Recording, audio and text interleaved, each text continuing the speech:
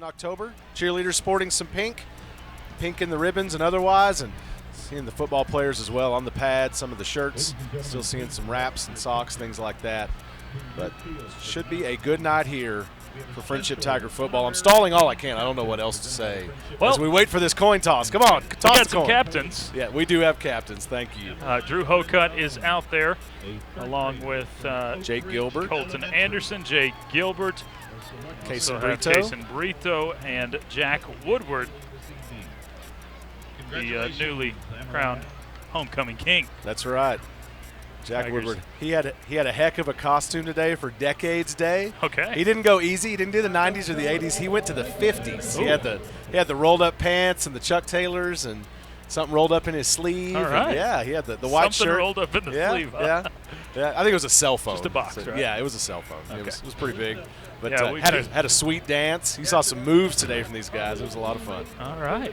My favorite decade's the 30s. Oh, yeah? Yeah. Why? I don't know. It just seemed easy going. Big fan of the Depression. No, not quite. I was 29. Through. No, I just liked, Frank Sinatra and company. Okay. Just like that style of Rat music. Pack fan, yeah. Oh, I see what you're saying. Some big band and Yeah, things everybody like that. dressed so snazzy back They then. did. I mean, I'm sure it wasn't comfortable, but the suits and hats, like Yeah. everyday wear thing, was kind of cool. Do spot a couple of future coaches for Donovan Mitchell down there. Donovan Smith. Yeah, I don't know why I said Mitchell. He plays in the NBA. Yeah, I see Matt Wells is down there with Coach Yost. I was gonna say with that guy from Oh, from Dumb and Dumber. But Well, yeah. him too. Hey, But I'll tell you what. Most people don't realize Coach Yost is sneaky tall. He is a big guy. Friendship's going to be receiving that ball. Do they win the toss? no, they Midland they High lost deferred. the toss and High deferred. Okay. So Friendship will take it first, and We are just on our game here. Tigers trying to jump out in front. We're a little behind schedule for Little normal behind kickoff, but schedule. that's all right. Homecoming does that. It holds things up. We'll see a Can. lot of holding on homecoming as well. Mr. Penny was sure to text us today and remind us that there is a lot of holding on homecoming. I think we've said that every single game. We've just been excited for the opportunity. Well, of course. All right, the officiating crew takes their positions. Made sure to let them know to give us all the time we need. Good. And We'll see I if was, they were as generous as what we got last week. He was very generous. He slow rolled it. Now, the one I talked to today said, "Are you kidding? I don't run anywhere. You're going to get your minute." So perfect. That works great. That's a good thing. So the Tigers are prepared to receive here from Midland High, and you have Ty Glass back deep on his own, back at the 5-yard line midfield, waiting for it as Midland Lee takes their positions. Kicker for Midland Lee, I believe, is Ivan Campos. He has it lined up, and it looks like everybody is ready. Let's get a football game started. There's your Gene Messer Toyota kickoff. It's a short kick to the up man, and there is a fair catch called there right at the 20-yard line. And we'll get started there. 12 minutes left in the first quarter. Let's roll into football. Fair catch brings it out to the 25, and that's where Donovan Smith will take over. He is 135 of 211 on the season, almost 2,000 yards, 1,908 so far this year, 15 touchdowns to just 4 interceptions, 64% completion percentage on the year. One of the leaders in the state, and the Tigers come out in a 5-receiver set, trips on the far side. Smith looks immediately to Jordan Maiden at the numbers. He olays a man, and he is going to get by him and power his way out to about the 34-yard line. So nice pickup of 9 yards there by Jordan Maiden on a first down. Tigers going quick, not quite in turbo mode, but no huddle as usual. So 5-receiver set again. William Bay Youth is split out as a wide receiver. Now he's going to come in motion far to near. He'll take the handoff from Donovan Smith. He's got the corners. He bounds over a man. That's enough for a first down. He'll pick up 3 yards on that play. That was 2nd and 1, and now you'll have a 1st and 10 from the 37-yard line. Just an easy sweep play where you had your running back split out wide. 2 receivers on the near side. Donovan Smith throws quickly again to Cooper Scott, who turns around his man. He's taking it past the 40, the 30. He's knocked out of bounds around the 20-yard line. Big pickup there by Cooper Scott, who just spun out a man to make him miss, and it was off to the races. Tigers are going very quickly. Scott picking up where he left off last week. Trips on the near side, seeing load receiver on the far side. Bayouth in the backfield with Smith. Smith takes it, and it's a fake handoff to Bayouth. He's looking downfield. Now he'll roll out to his left, and he's going to take it across the line of scrimmage. He gets out to the about 12-yard line. Check that. About the 17-yard line does Donovan Smith. A little pickup there around the left side. Yeah, Smith just showing what he can do with his legs. Good containment, though, by Midland High to not let him break free too far.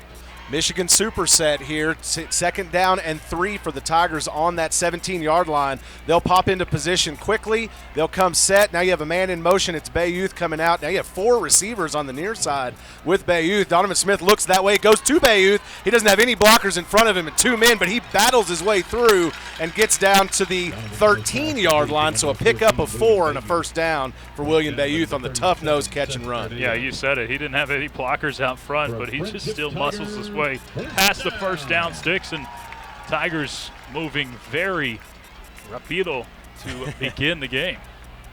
So it's Hokut, Maiden, and I believe Cooper Scott on the far side in trips. Klein Coker on the near side by himself. Bay Youth in the backfield.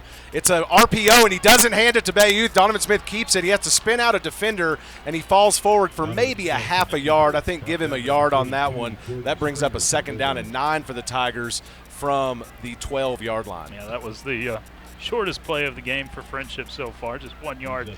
But Smith wisely doesn't try to do too much, just takes the play and moves on to the next one. It's Ty Glass in the backfield now to Smith's right. You have twin receivers both sides. Now Jordan Maiden will go in motion across from right to left. Smith with all day, and he's going to go out to Glass in the flat. He's got a blocker, but they break off of Klein Coker, and Glass will fight his way to the 10-yard line, so he'll pick up 2 on that pass and catch. And now you'll have the first third down of the day, 3rd down and 7 for the Tigers from the 10-yard line. Gotta love the pocket protection there for Donovan Smith as he's able to literally move his eyes up from the left side all the way to the right and bounce around through all of his options before dumping it off to safety valve. Tigers flipping the play here. Ball's on the near hash. Hokut goes to the other side. Maiden comes to the near side. And now Donovan Smith calls for it. Now they'll pop up and look back. He has Bay Youth in the backfield. Still twin receivers both sides. No changes from our side, but I'm sure they know what they're doing. Smith calls for it now. Good protection as there has been. And he's going to go to the end zone. He's got Jordan Maiden down there who's covered up by the other number 1 for Midland High, and that will be an incomplete pass. That's Brandon Mannix out there. Good coverage by him to knock that one down and bring up 4th down and 7. I wonder if that's any relation to McLean Mannix, who's from Midland. That would seem reasonable. He's a 5'10", 160-pound sophomore, so certainly a little separation there if there's a brother relationship. Cage Jones is in for the field goal here with the 4th and 7. Line comes set. Snap is back to Higgins. Kick is up. And it is good. So the Tigers strike first. 9:08 left in the first quarter. It's 3-0 over the Midland High Bulldogs. This is Friendship Tiger football on Double T 97.3. When you need to do some serious hauling, come on over to Lubbock Truck Sales, the truck and trailer specialists. Parts are never a problem. We can source any part for any need. Serving the South Plains since 1990, Lubbock Truck Sales supports Texas Tech University and provides equipment transportation for the Red Raider football team and the Goin' Band from Raiderland. For sales, service, and support, come to Lubbock Truck Sales.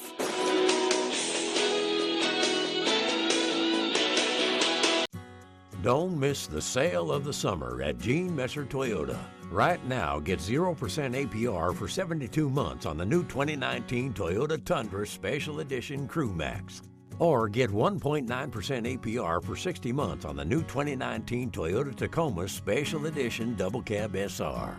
Gene Messer, business done the right way. 19th and West Loop 289. GeneMesserToyota.com. On Double T 97.3, Gene Messer Toyota kickoff is a busted play, and the Midland High Bulldogs end up recovering that kickoff back at their own 8-yard line, and so they'll be starting there deep in their own territory. Yeah, it was just a normal kick that no one got underneath, and they just had to fall on top of it before Friendship got there. So a bad play for Midland High on special teams to start.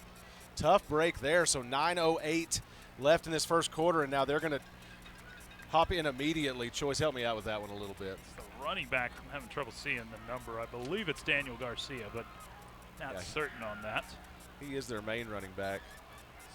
It's a little dark tonight. We can't turn too many lights on. You can't see through the windows. It's, I know, first world problems up here in the radio booth. So 2nd down and 7 for the Bulldogs. They're all set up, but now they're going to look back to the sideline. They have twin receivers both sides, and they do have a man in the backfield. with their quarterback, Landry Walls.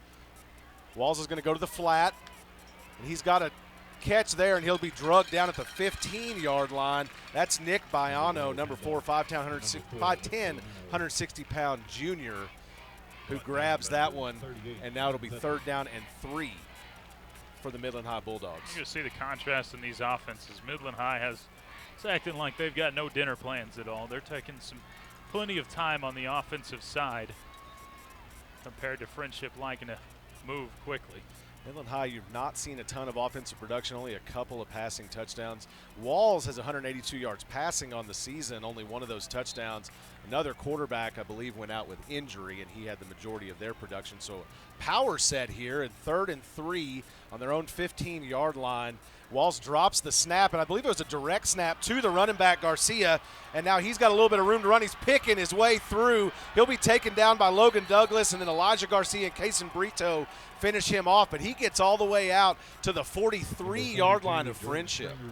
Was that with Jordan Springer? Check that, the fullback. Yeah, Springer actually comes into the game as Walls exited, so they were running a wildcat the entire way. And looks like with some success, they may go right back to it. So they've got that power set again. Lone receiver on the near side on the numbers. Ball's on the near hash. 2 running backs in the backfield in Springer and Garcia. It's a handoff to Garcia this time. He picks his way through and plows into that secondary. Colton Anderson brings him down, and he'll be spotted at the opposite 49-yard line. So that's a pickup of 3 on the play.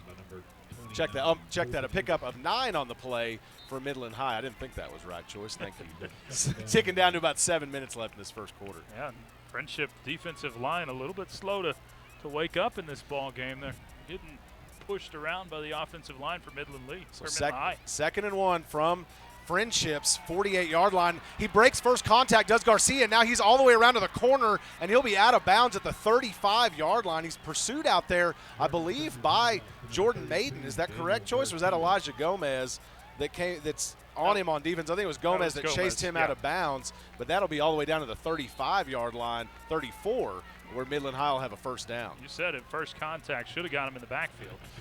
So this time Springer takes the snap, and he's got a lead blocker in Garcia, and he barrels his way to the 25-yard line. So a pickup of 9 there, and that's close to a first down again. Goodness, Springer looks like a lineman out there, but he's got a little bit of speed on him too. Springer listed at 225, but I'll tell you, it's probably a little closer to 250.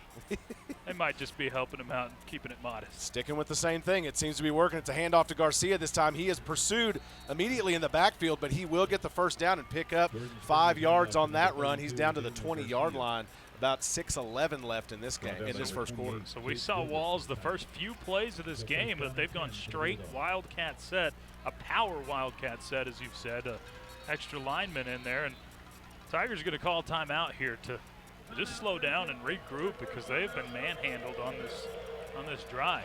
Well, I can tell you, Choice, I get to see a little bit of what these coaches look at as they prepare, and I do not recall seeing a set like this in that preparation. So this may be a little bit of a surprise here, and kudos to Midland High for coming in and throwing what you can at a powerful offensive team. Yeah, I think the Tigers are going to have to adjust and load some more guys up in the box because they have not thrown out of this set yet. I think you probably go into some man coverage on the outside and dare them to throw the football. Right. Say, Jordan Springer, if you could beat us with your arm, we'll let you. But I mean, they need to stack the box full and just muscle up because Midland High has muscled it through them so far on this drive. In this set, I mean, you basically are seeing Jacob Vines as the only receiver. There's someone lined up as a tight end, but I don't believe that he's had a catch all season. It's more of that's definitely that extra lineman that you're talking about there. So we'll see how they come out now. And it does look like it is going to be the same Wildcat set. So Springer and Garcia come back out again in the backfield. 1st and 10 from the 20 of the Tigers. 6 minutes left in the first quarter. Springer drops the snap, picks it up immediately, and barrels across the line of scrimmage, just plowing and churning his legs, and he makes his way across the 15 down to the 14-yard line. So a pickup of 6 there, and now you have a 2nd down and 4 for Midland High. Yeah, the 2nd down and 4 after Springer should have probably got taken down at the line of scrimmage, but he is just so thick and hard to bring down. And he's much quicker than he looks. I mean, truly, he has stereotyping there? No, not at all. I mean, there's another snap that gets past him. This one, he just has to fall on it. He will lose 7 yards on that bad snap. And so now shooting themselves in the foot, trying to go a little fast here, and it's going to drop back to 3rd down, and I believe that will be 12. We got a very late flag, well after the play. The flag down around the 10-yard line, so I don't know what we're going to get here. I'm still trying to sift through it. It's a dead ball, so it's going to be a personal foul against Friendship.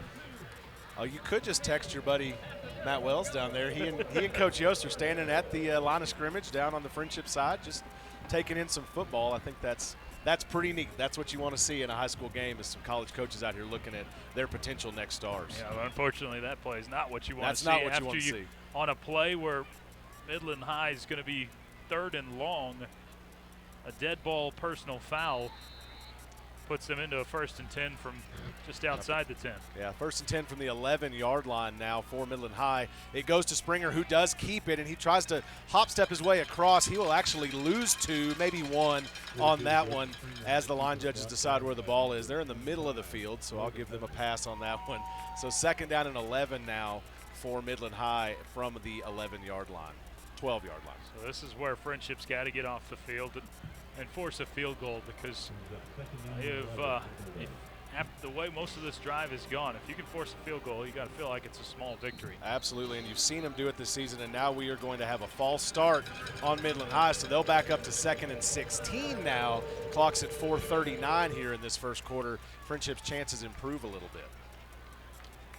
Absolutely they do, and this is a Friendship team that, again, you've got one receiver out there in this set, and for Midland High. Elijah Gomez checks in. This is a handoff to Garcia, who barrels his way back up to about the 15-yard line, so he'll pick up 2 on that one. That'll bring up 3rd down and long for the Bulldogs. Elijah Garcia checked in. Brady Wolf was on the other side of the field on the opposite numbers, so they were both cooking to get 2 spots and back to sideline. Still not bringing Walls in here. We'll see if Springer has the ability to throw the football, or if they're just going to run it on 3rd and 15. 3rd and 14. The only receiver I see in that set continues to be Jacob Vines, and he is lined up in the tight end spot right now. You do have 2 tight ends in there. One looks certainly like he is a blocker, and then you have the Wildcat. So here from the power, 3rd and 15 from the 15. You have a man in motion in Vines. Springer keeps it himself. He'll be met almost immediately. Pick up maybe half a yard. That's going to bring up 4th down and still 15 for, now check that, 4th down and 14 for Midland High, and they're going to kick it. Very conservative. I think that shows you how much confidence Midland High has in their passing game, who, as you've mentioned, only has 2 passing touchdowns on the season. Daniel Garcia has over 800 yards rushing on the season. He has 7 rushing touchdowns. Springer has close to 200 yards rushing. You know that those are the 2 guys they're riding, and they may not have a lot else. So the kick is up, and it is going to be no signal. No kick. Oh, there was a no kick. There was a flag as the kick went off, and so we'll see what that call was. They're explaining to the Midland High bench what happened there. And there's going to be a false start, so they'll back up from 4th and 14 on the 19. They'll back their way up to the 24-yard line, and so now the kick gets a whole lot longer. At least when you're standing out there looking at those uprights, it feels a whole lot longer. Yeah, I think I believe that one was going to be wide right, so maybe good for Midland High that it didn't happen. So the snap is back, it's down, the kick is up, and it's blocked. It's blocked by the Tigers, and it's going to bounce out of bounds before they have a chance to get to it. But what would have been a 36-yarder goes nowhere, and the Tiger defense has come up big, and that full tilt bozo was in full effect there. Special teams making it happen. Special teams definitely making it happen, and maybe that extra 5 yards is the difference.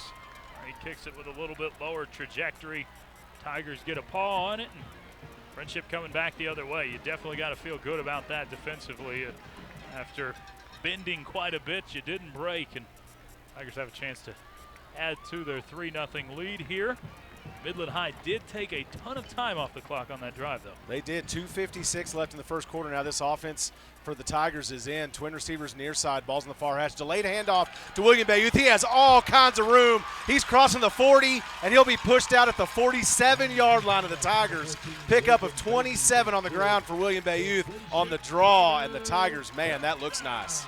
That play has worked all season long. Every single time they run it, that delayed handoff draw allows Will Bayouth to get that extra step and get the defense thinking it's a pass, catches him off guard and breaks it off with speed. Ball's on the far hash, trips on the far side, fake handoff to Bayouth. This time they got the screen set up. Blocking breaks down a little bit. They'll pick up 2 on that one as the pass to Cooper Scott. He got blown up just a little bit, but that brings up 2nd down and 8 now for the Tigers. Tigers definitely rolling as far as the completions go. Donovan Smith, 5 of 6 so far in the game. He's been extremely accurate for 63 yards. Ball's on the far hash, trips on the near side this time. Once again, it's not a fake handoff. It is a handoff to William Bayouth. He's got the corner. He's got blockers. He'll be out at the Midland High 38-yard line. So pick up there of 16 yards for Bayouth and a big first down for the Tigers. 2:16 left in the quarter. Friendship's coaching staff has been really good at taking what the defense gives them this year. Donovan Smith looking downfield at trips on the near side, and he's going to catch Scott, who falls down at the first down marker. I do believe, nope, he is 1 yard shy, so a 9-yard pickup for Cooper Scott as he catches it falling down and going out of bounds. Really nice catch by Cooper Scott to just go get that football with his hands and get it close to the first down. Drew it into his body really nice. Twin receivers on both sides. Donovan Smith has it. Delayed handoff again to William Bayouth. He's got all kinds of room to run. He'll meet a man head to head, and he'll be brought down at the 13-yard line of Friendship. So that's a pickup of 17 yards for William Bayouth from scrimmage. Tigers are rolling with 1:45 left in the first quarter. Bayouth now up to 4 carries for 60 yards. Not too shabby. Bayouth with a tough week last week against that defensive front of Midland Lee, so he might be making these high boys pay tonight. Bayouth now out in trips on the far side. It's a 5-receiver set. He's going to go to Jordan Maiden in the flat on the near side. Maiden will be brought down at the 4-yard line. That's a pickup of 9 on the passing catch to Jordan Maiden. Yeah, really nice pitch and catch there. As Donovan Smith doesn't even have to go through any other reads. Maiden wide open. Gets it down inside the 5-yard line. Confusion for Midland High as they try to come set here. 4-receiver set, and now you're going to have a timeout for Midland High. Their coaches are coming out on the field, and they are very upset at their own defense, who was struggling to get set there. 1:07 left here in the first quarter, and it is 1st and goal from the 4-yard line for the Tigers. Yeah, 12 guys on the field for Midland High, so a good timeout. My counting's correct. Counting can be hard at times, but hey, man, I wasn't even going to try. But yeah, so I think that's why that timeout goes there. And Friendship has been moving the football in both of their drives. Stymied a little bit at the end of the first one, but a prime opportunity to find the end zone right here. Chance for us to tell you, too, don't forget, after we're done tonight, Friday Night Live, we'll have the best high school scoreboard show all across the state on for you. Nick Long and Mike Roden will bring you all of the scores in West Texas and otherwise to get you set for the evening. All right, Tigers and Bulldogs make their way back out. Tigers are going to still be in they have a 5-receiver set, but it's Ty Glass, who's behind the line, set as a tight end. They'll move him in motion generally out of this set. William Bayouth in the backfield with Donovan Smith from the 4-yard line. Smith will take the snap, and it's a handoff to Bayouth, who picks his way forward, off of contact, is on top of guys and getting up, continuing to roll. Now there's a scrum. He picks up 2 on that rush. No, check that, 1 yard with all that effort, and the clock ticks below a minute for the Tigers. Should be good enough to get the first down. It was 2nd and 1, and have not seen the signal yet. Now they finally do say it's 1st and goal from. Took them a little bit. First and goal from the 3. Yeah, I said 1st and goal earlier from the 4, and you're right. It was they were on the 4 trying to get a first down. So 30 seconds left, and Ty Glass in motion to the left side. Handoff to Bayouth, and he'll go untouched in the end zone. That's a touchdown, Tigers. They'll lead it 9-0 over the Midland High Bulldogs with 26 seconds left in the first quarter with that extra point incoming. Pete, this is the most efficient we've seen this offense in quite some time. We've seen them do drives like this occasionally, but back-to-back to start the game. It is a solid start. Yeah, they're looking really nice and sharp tonight, Joyce, feeling comfortable. It's good to be home. Good to be home on homecoming. Line comes set, snap is back to Higgins. Kick is up by Jones, and it is good. So with 26 seconds left in the first quarter, Friendship Tigers lead at 10-0 over the Midland High Bulldogs. This is Friendship Tiger football on Double T 97.3. Don't miss the sale of the summer at Gene Messer Toyota. Right now, get 0% APR for 72 months on the new 2019 Toyota Tundra Special Edition Crew Max. Or get 1.9% APR for 60 months on the new 2019 Toyota Tacoma Special Edition Double Cab SR. Gene Messer, business done the right way. 19th and West Loop 289. GeneMesserToyota.com. When you need to do some serious hauling, come on over to Lubbock Truck Sales, the truck and trailer specialists. Parts are never a problem. We can source any part for any need, serving the South Plains since 1990. Lubbock Truck Sales supports Texas Tech University and provides equipment transportation for the Red Raider football team and the Goin' Band from Raiderland. For sales, service, and support, come to Lubbock Truck Sales.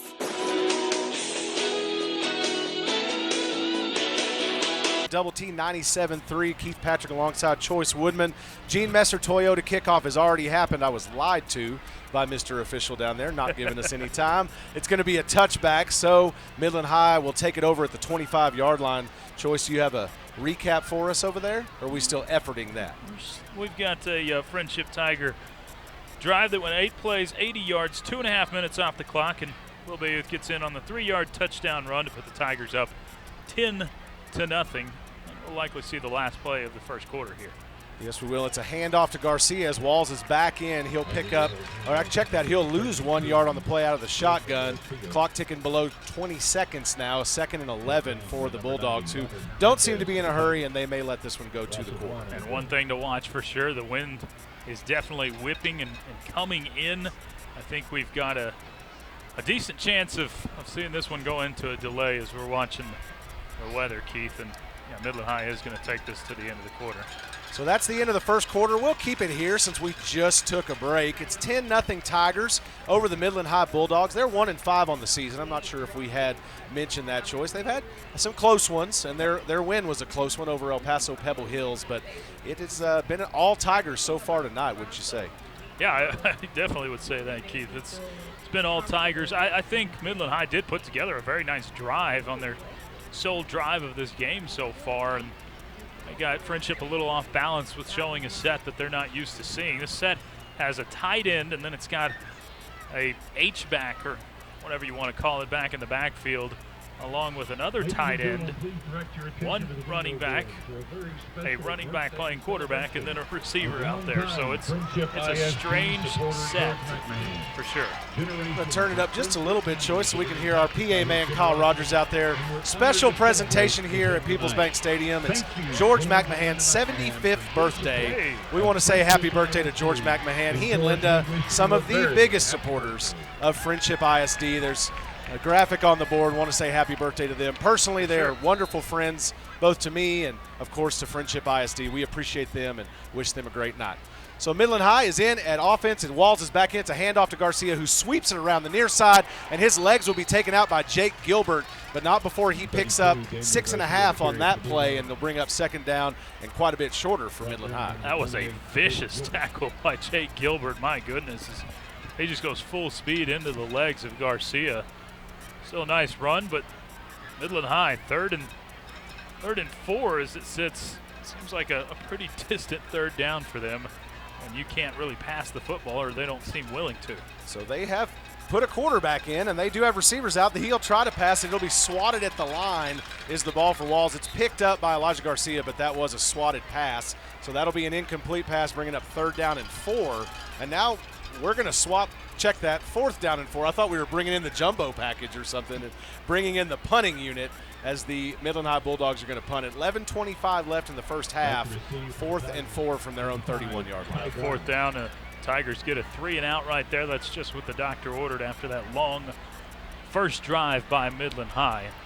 all sorts of debris kicking up in the air, Keith, as the wind is basically swirling if you watch the flag. They are. There's no way to describe it other than a stiff wind out of the west coming into the game, and now that wind is tearing flags off the poles. This is a high punt. It actually bounces at the Friendship 38-yard line, takes a nice Midland high roll, although their up men weren't exactly sure where it was, and it'll come to rest at the 23-yard line. Tigers will take over there with 11-13. There is some serious wind coming in right now. No doubt. It is obviously uncomfortable. The band is about to lose equipment covers and tarps over there, and it is a lot. And you're right. There's all of a sudden a haze of dust, and there's a lot of glitter and pieces of pom-poms in front of us. We're seeing I think a mums is what most of it is. That is exactly right. Lots of pieces of mums going everywhere on homecoming night as we're getting really close to that 8-mile strike radius. So would not be surprised to see this delayed at any moment. Yeah, the flags that are on the right and left of the field are just absolutely tearing off their poles. So Drew Hocutt catches it out in the flats, but he will be met behind the line of scrimmage, and that's going to be a 4-yard loss on that pass to Drew Hocutt. So that brings up 2nd down and 14 now, and it's going to be on the Tigers' 19-yard line. And even though, Keith, we're talking about waiting on seeing that delay alarm go off, there's a lot of people already kind of taking shelter, heading for shelter already. So Donovan Smith back, and now he looks to Jordan Maiden on the near side at the 25-yard line. Maiden catches it and rolls and claws his way all the way over to the 30, where he'll be brought down there. Clock will continue to run as he did not go out of bounds. So not that he needs the clock, but did not go out of bounds. 10:30 or so left. That's a 3rd down and 3 for the Tigers from their 30. Really nice pickup by Jordan Maiden to make it 3rd and manageable. Lone receiver on the near side, and Klein Coker, check that. That is Cooper Scott on the near side. 2 running backs in the backfield, and William Bayouth and Jordan Maiden. Tigers taking their time on this one. Wouldn't be surprised to see a little stop route by Hocutt, whose man is playing a big cushion on him. Maiden now goes in motion to the far side, and he comes straight to Cooper Scott on the near side. Scott breaks a tackle, spins another man out at the 40. Now he's across the 50 before he's yanked down out of bounds by a Midland High defender.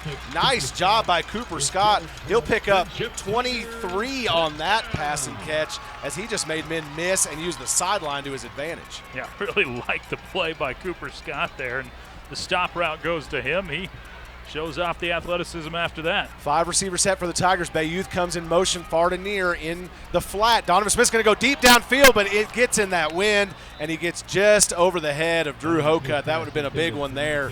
But, man, it is whipping like crazy out there. It's funny, Joyce. The flags to our left and right are about to come off their poles, but the flags and the actual flag poles in the stadium are just kind of lazily blowing as they whip around in circles. So 2 receivers on both sides. Bayouth in the backfield. It's a delayed handoff to Bayouth. He's got plenty of room and nice blocking. He's going to make his way across the 35 down to the 32-yard line. Check that, 33, and he'll be down there. That's a pickup of 14 by William Bayouth on the delayed handoff. Really nice play by Bayouth again, but fantastic play call as it continues to be. It's catching Midland High off guard every time tonight.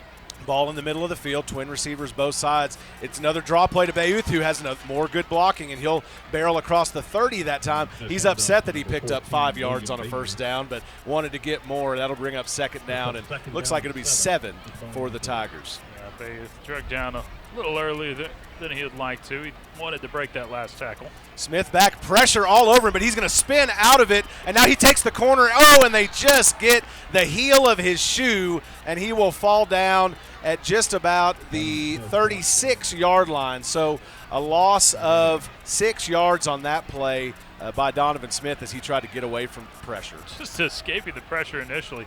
It was a free run on a corner blitz.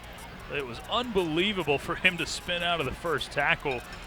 Almost got out of it and made it into a positive game, but still does end up getting sacked for a shorter loss. Trips on the far side. Maiden, the only receiver on the near side. He's behind the line. Now he's going in the flat, and he will be targeted, but it'll bounce off the end of the fingers of Maiden. That thing had some mustard on it. That's going to bring up 4th down and 13 for the Tigers from the 36-yard line. Tigers were going to punt as they brought the unit out, but this is that no man's land territory that we talk about all the time. It's a little short for a punt.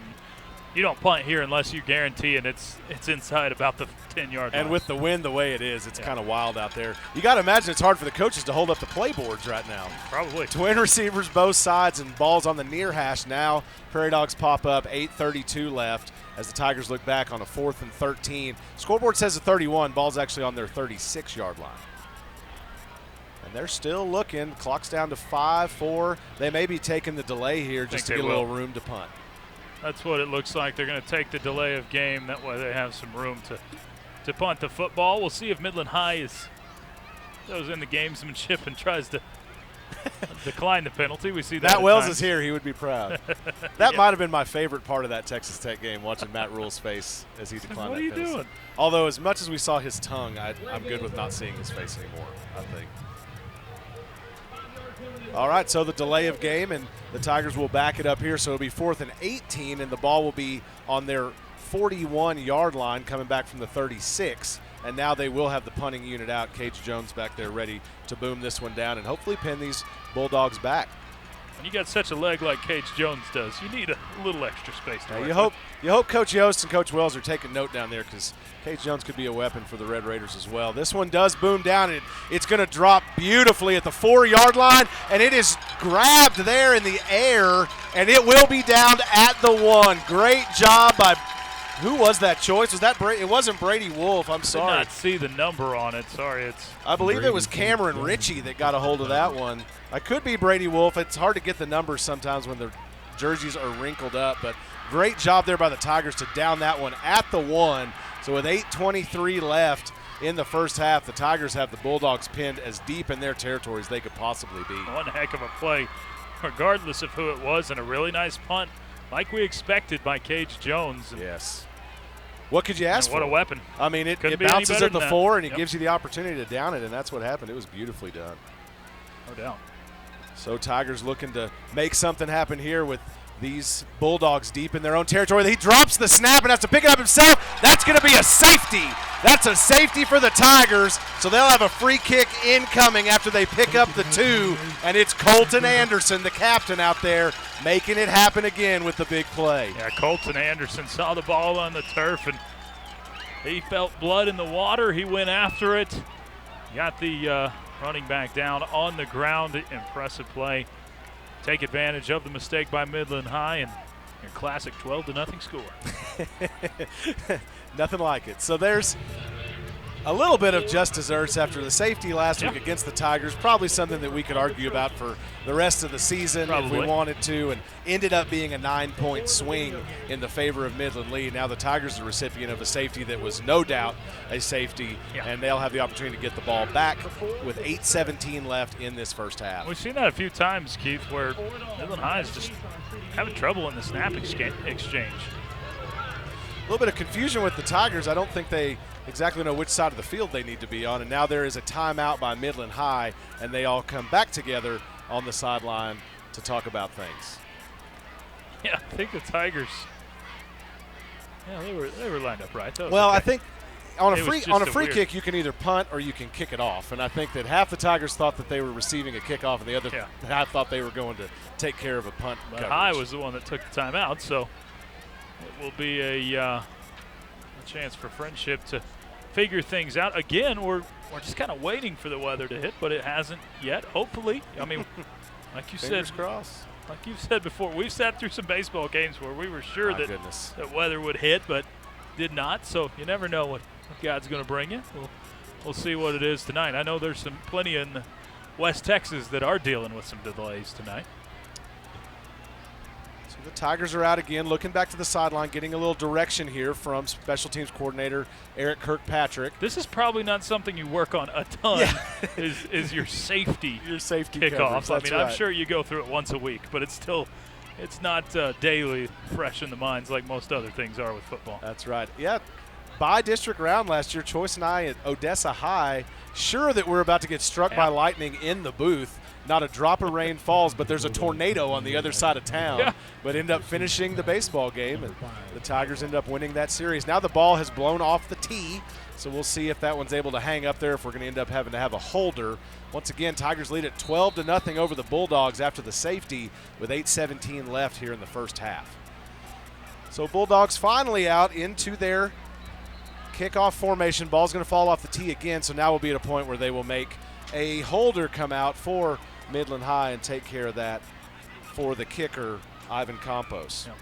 Anytime it blows off the tee twice, they'll force a holder to come out. They've got just that.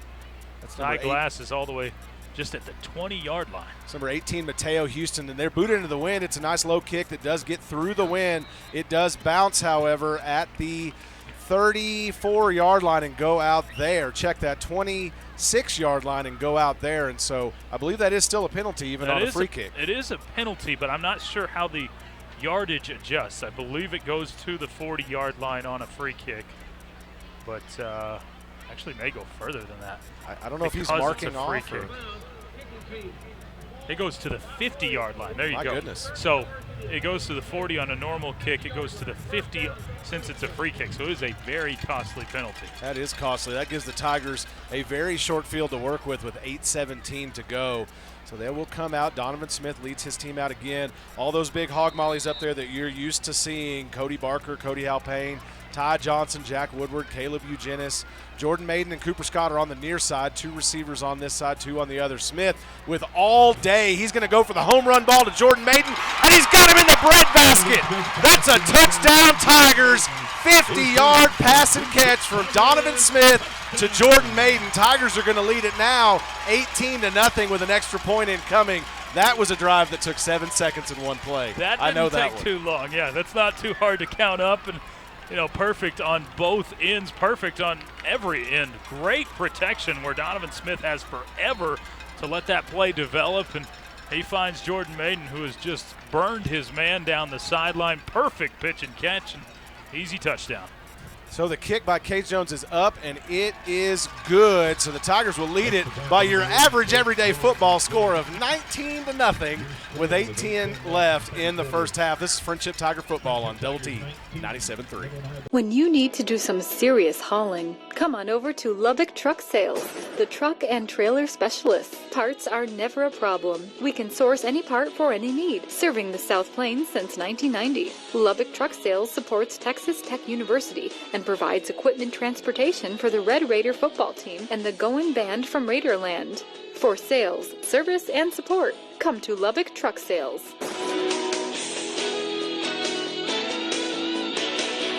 When you need to do some serious hauling, come on over to Lubbock Truck Sales, the truck and trailer specialists. Parts are never a problem. We can source any part for any need, serving the South Plains since 1990. Lubbock Truck Sales supports Texas Tech University and provides equipment transportation for the Red Raider football team and the Going Band from Raiderland.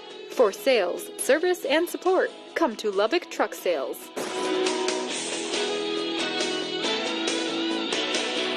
Tiger Football on Double T 97.3. Gene Messer Toyota kickoff bounces at the 2-yard line, and it will bounce into the end zone. So that'll be a touchback by Cage Jones, and the Midland High Bulldogs will take over after that.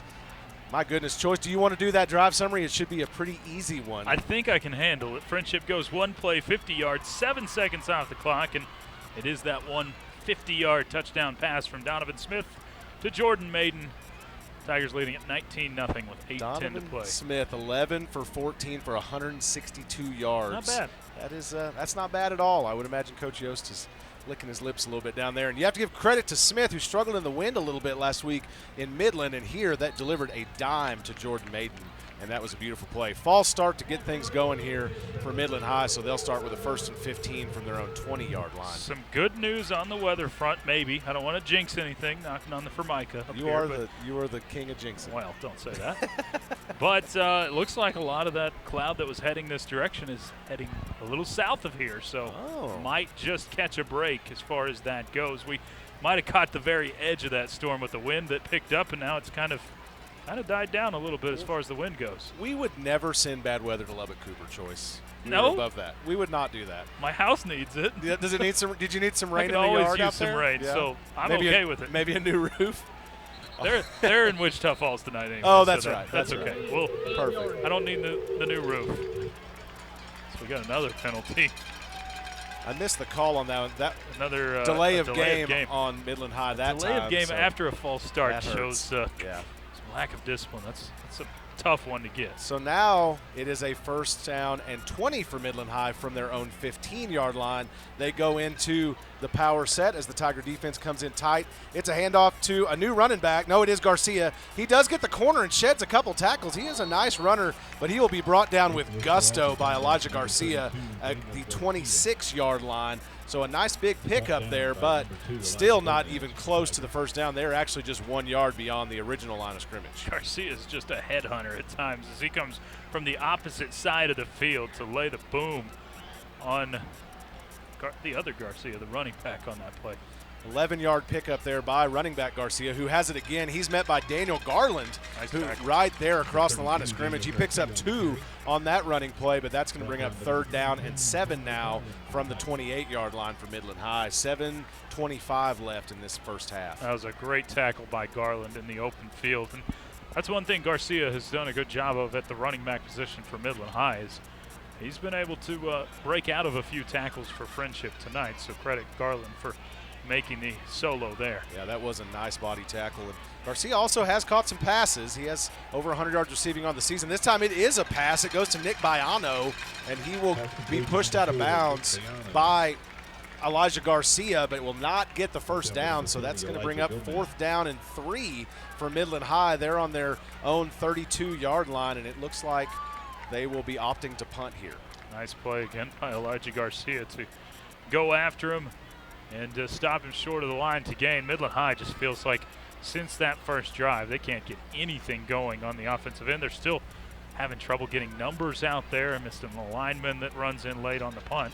Besides Garcia, they do have a bright spot on the team, and it's Brandon Mannix, their punter, who has a 57-yarder on the season and is averaging some really nice numbers for punts. So Ty Glass takes it off the bounce and the roll. He does grab it, but he will be brought down pretty quickly. He ends up at the 24-yard line of the Tigers. They'll take over there with 6:51 left. Tigers leading at 19-0 over the Midland High Bulldogs. Though it was a little dangerous by Glass, I think it was a smart pickup there because that was an end-over-end punt that probably would have ended down inside the 10, maybe around the 5-yard line. So Glass may have saved the Tigers about 20 yards by picking that up in some traffic. Yeah, that ball was scooting along the ground. You're absolutely right, Choice. That bounce would have taken it way deep.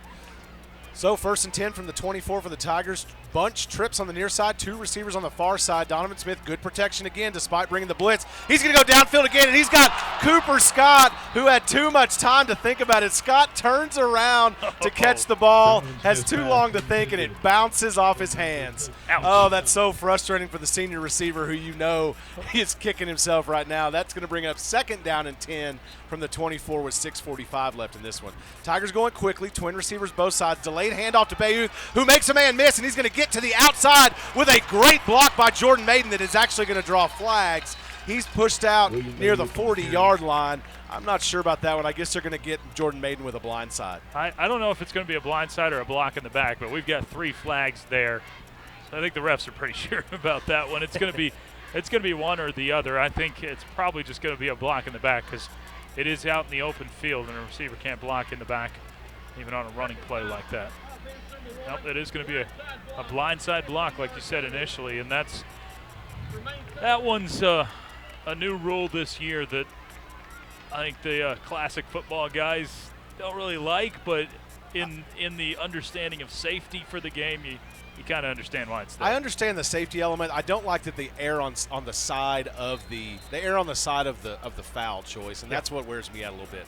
So trips on the far side, 3rd and 20 from the 15-yard line for the Tigers. They have one receiver on the near side, Bayouth in the backfield for the Tigers. Now they're going to pop up and look back to the sideline. And that penalty was actually half the distance to the goal, so it's going to be a 2nd and 19, I believe. So 2nd and 19. Donovan Smith does get to Cooper Scott at the numbers, but he doesn't have any time to work out there as he gets covered up by Bulldogs. Scott will be pushed out at about the 21-yard line there, and the Tigers will pick up 6 on the pass and catch, and now it'll be 3rd down and about 14. We're going to have a post-play penalty again. I didn't see which direction it goes. I know there was a bit of a scrum on both sides there near the sidelines, so could be another personal foul. They're going to wave the flag off actually after discussing it. So No penalty. They got my text. Is that what it was? I don't have any idea. We were told today that one of the linemen was going to listen to us. He didn't want Choice saying any bad things about him. So. I've been complimentary mostly. Yeah, we love officials. I only judge officials on their pay scale. High school refs don't get paid enough for me to be harsh on them. So tight formation here, still 5 receiver set, but everybody's in tight to the line. Now Donovan Smith will be flushed out to his right. He goes across the field. He's going to throw on the run. Tries to get it. No, not to Jordan Maiden. He goes across him to Cooper Scott, who comes across behind Maiden and makes the diving catch as he rolls across the turf. Tigers are going to be 3 yards short of a first down, but goodness gracious, what a catch. It was a nice job of just picking up some yards on that play, where most quarterbacks are going to just throw that out of bounds. Donovan Smith does a great job of keeping his eyes down the field and picking up a good chunk of yards. Wasn't the first down, but makes the punt a little bit easier. Absolutely. Now, so you're punting first on the 4th and 3, punting from about your 31-yard line is Cage Jones. He rolls out a couple steps to his right and booms this one deep. It'll go all the way down and bounce near the 20-yard line and take a nice friendship roll. They surround it, and they will down it at about the 13-yard line. As Choice does that math, we'll talk about the Tigers 19-0 over the Midland High Bulldogs. Big punt there by Cage Jones, and it's going to be a 1st and 10 for the Bulldogs from their own 13-yard line with 5:14 left in the first half. So something that was just kind of screaming along and a lot happening, and all we've kind of slowed way down. But luckily, the wind has also slowed down. The dust has settled. It's not gone, but it's just normal West Texas out here now. Math not easy for me, but I believe that was a 58-yard punt by Cage Jones. Not too bad. Very, very nice. So Midland High with a different set again. They're going to hand off to Garcia, who runs into a pile, and he'll lose a yard as he tried to get around the corner but was blocked into and did not get anywhere. So nothing doing for him. And actually, he may have gotten back to the line of scrimmage. That's 2nd down and 10 from the 13. Tigers just swarming on defense now. They were a little slow to get off the starting blocks in the first quarter, but, man, they have woken up so far in this second quarter. So Jumbo set over there, 2 receivers this time. Garcia in the backfield with Walls, and it is going to be a fake handoff to him. He'll look downfield and try to get it out to his receiver. That's Luke Manning, 6 foot, 150-pound sophomore, but he threw well behind Manning at the numbers. That's an incomplete pass and a 3rd down and 10, and there you see why they may be going to the run as much as possible. We've got a late flag in towards where the receiver was, but this ball is tipped at the line. So this should negate the flag. Oh, you're thinking there's a pass interference? Now, since it wasn't pass interference, they're calling it holding before the pass. That they will give them a first down on the penalty. I didn't see the hold, but defensive holding. Yes, defensive holding. So 1st and 10 from the 23 now for the Bulldogs. Still that 2 receiver set. Garcia in the backfield, kind of coming out of the pistol as Walls. Garcia tries to get the corner. Now he turns it up the middle looking for a hole. He'll pick up, right about 4 yards on that one. 2nd down and 6 incoming. It's Tristan Laughlin that leads the way with the takedown. Thank you, Choice, for spotting.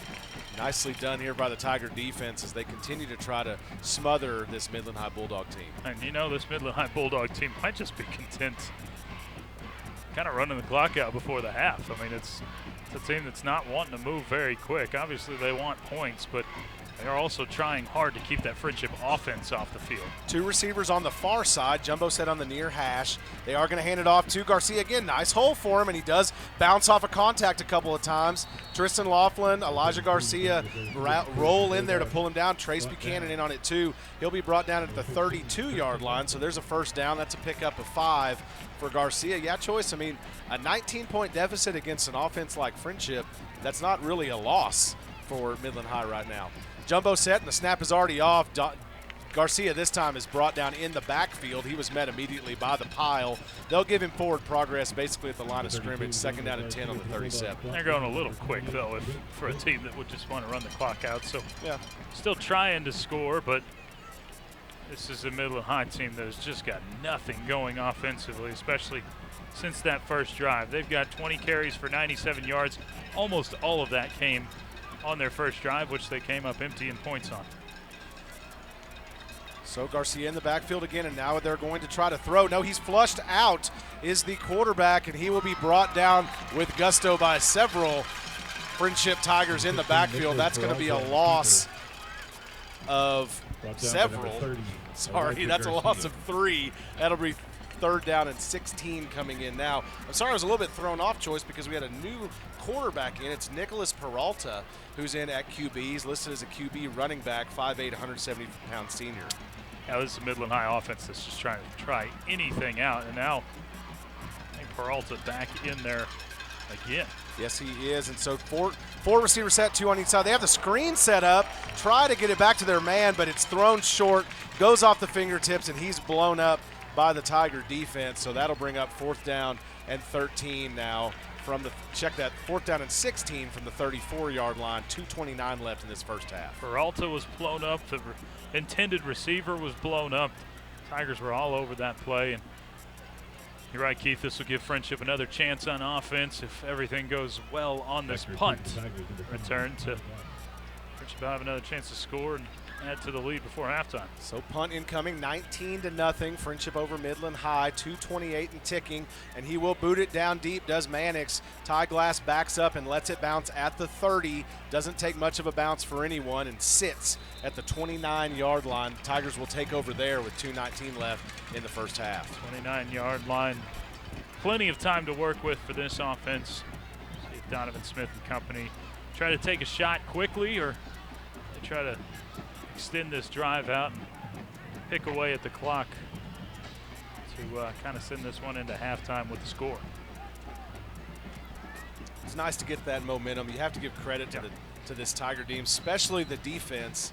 Certainly not overlooking this District 2 6A opponent. They're coming in hungry. They're playing this team seriously, taking them seriously, and they should. Daniel Garcia is a serious running back. It's a team that can still strike. I mean, they certainly have their struggles, but it's not a team to take lightly, and the Tigers seem to be focused. Yeah. 5 receiver set here out of the spread. Donovan Smith fakes the pass. He rolls out now to his left, moves the pocket. He's going to go downfield to Jordan Maiden, who's had a man tight on him. Maiden number 1 covered by number 1 Brandon Mannix, and that one will bounce just out of his hands as he goes out the 49, incomplete pass. And based on where the flag is, I think we're going to get some holding on homecoming tonight.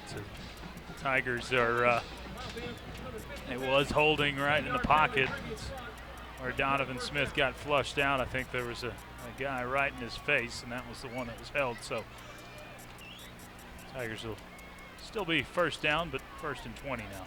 So 1st and 20 from the Tigers' 19-yard line, 2:10 left in the first half. Tigers have a 3 receiver set as Jordan Maiden's in the backfield along with William Bayouth and Donovan Smith. Now Maiden in motion out to the far side. Ball's on that near hash. It's a delayed handoff to Bayouth, who's making a man miss. He swipes another one past him, and he'll go out of bounds at the 37-yard line. Nice pickup there by William Bayouth, and 2:04 left. And plenty of time for the Tigers to go quickly. And if my math serves me correctly, that run puts Bayouth at exactly 100 yards for the night. Beautiful. 9 carries for 100.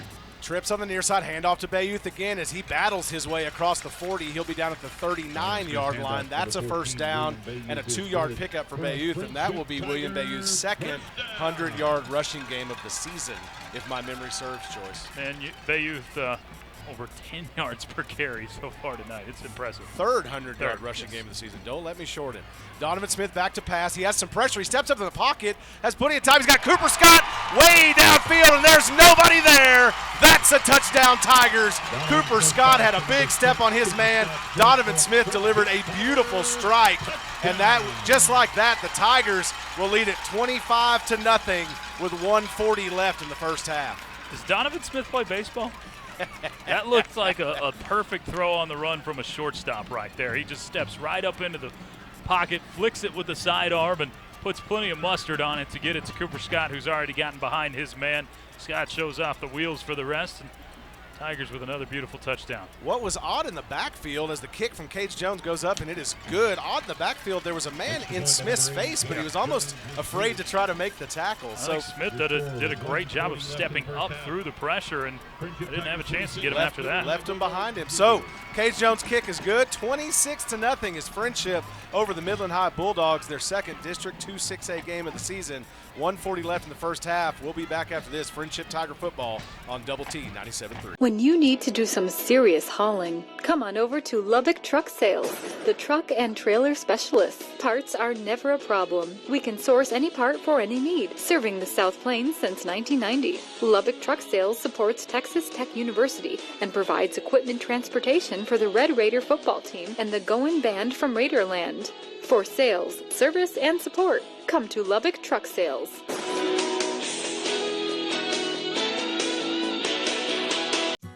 Don't miss the sale of the summer at Gene Messer Toyota. Right now, get 0% APR for 72 months on the new 2019 Toyota Tundra Special Edition Crew Max.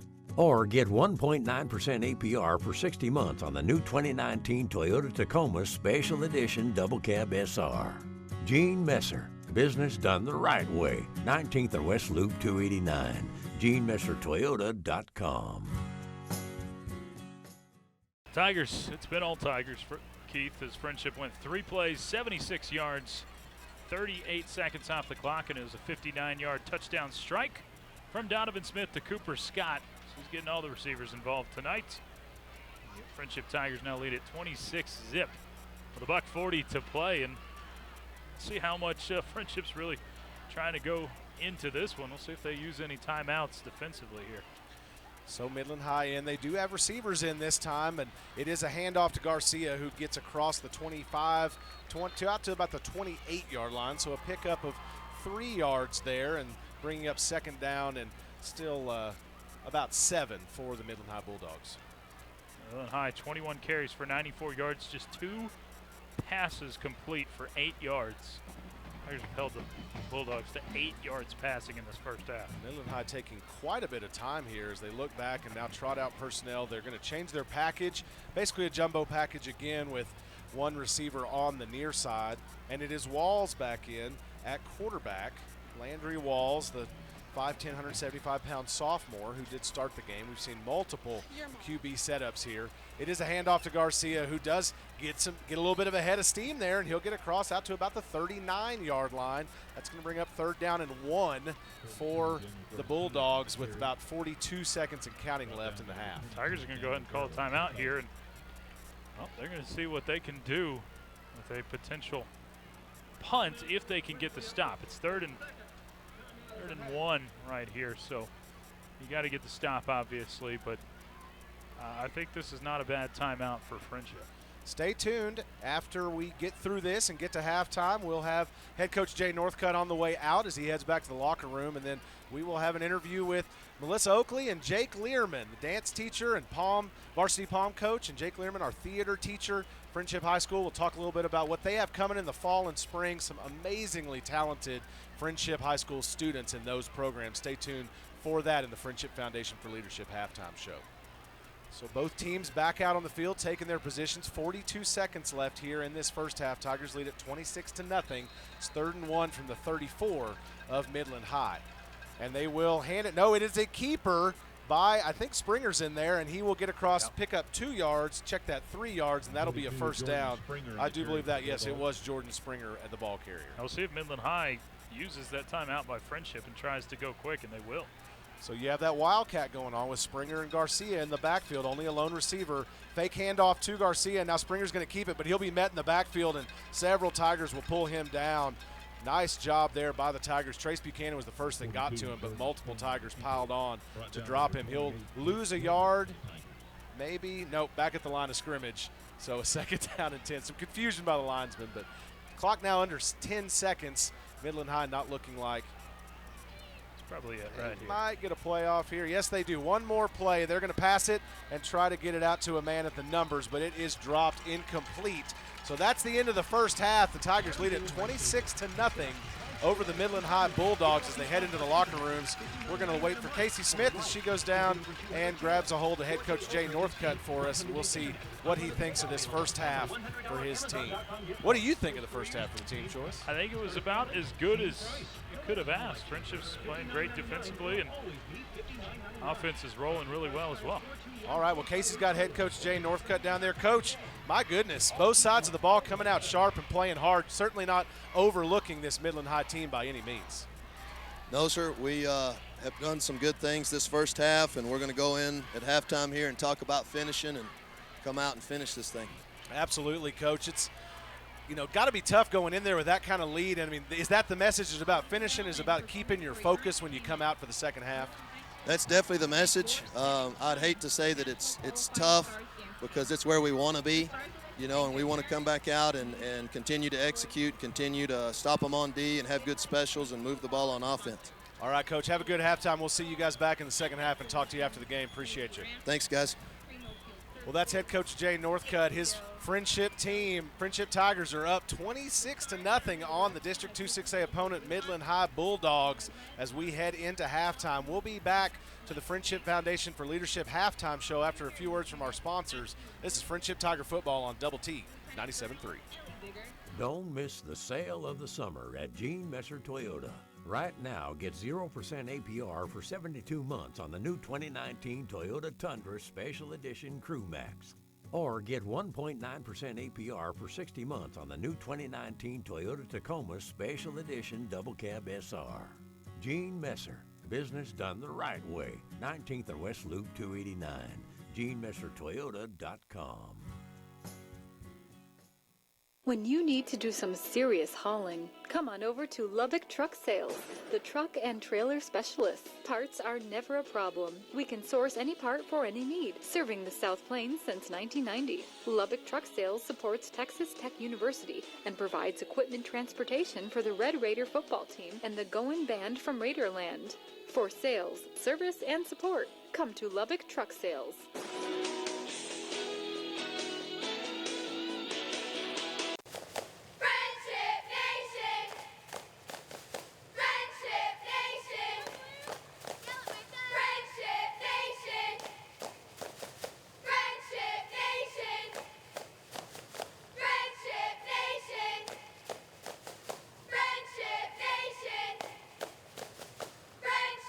We are the Friendship Varsity Cheerleaders, and we're proud to support Friendship ISD. Seek perfection, capture excellence. Here we go! Let's go Tigers! Here we go! Let's go Tigers! Here we go! Let's go Tigers! Here we go! Let's go Tigers! Here we go! Let's go Tigers! Here we go! Let's go! We are the Friendship Varsity Cheerleaders, and we're supporting our Tigers.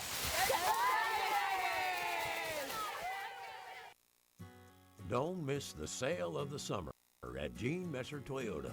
Right now, get 0% APR for 72 months on the new 2019 Toyota Tundra Special Edition Crew Max.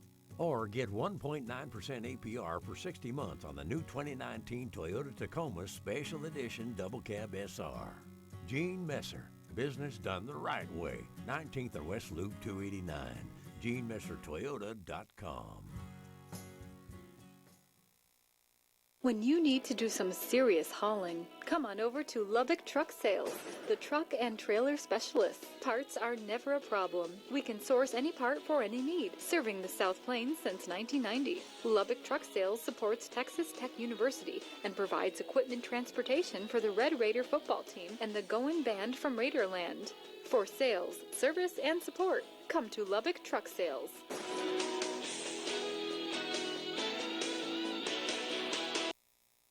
The Friendship Foundation for Leadership pregame show, or halftime show. This is Friendship Tiger Football on Double T 97.3. I'm Keith Patrick, the voice of the Tigers, and we have a couple of special guests with us. Melissa Oakley is with us. She's a dance teacher and the varsity pom coach, and Mr. Jake Learman, who is our theater teacher at Friendship High School. You guys turn around and face me. That might make things a little bit easier. Perfect. Ms. Oakley, you going first? Yes, sir. Perfect. So tell us a little bit about what your fall semester looks like. I know you have a ton of dance kiddos. Your pom team is everywhere doing some amazing dance out there. Just tell us a little bit about what your program's about. Oh my gosh, so pom, we get started actually back in May. As soon as our new squad is made, we begin practices all through summer. Every week, and so we can be prepared for all the things that we have going on throughout the school year. So we have performances like at the Harvest Festival. Obviously, we do our pep rallies, and we will do some appearances. We go to the elementary schools every single home game, and we get ready for competition here in the fall. These girls are required to practice every single week in the mornings and during school. They go so hard, and I'm just so proud of them. They have a work ethic that is unmatchable. Absolutely love that when you see kiddos, and it's true across every sport and activity at Friendship High School. Kids work so hard to do their absolute best at their competition or whatever it is they're getting better at. So educate us. I see girls in outfits with pom-poms. So tell us the difference between what your girls do and what cheerleaders do. Oh, there's so much difference. So cheerleading is a stunting and tumbling based sport. They do some motions, and they do dance some in their performances. Dance is totally different. We focus on technical foundation of jazz, contemporary hip-hop, and these girls have been probably training since they were 3 years old in dance class at their studio.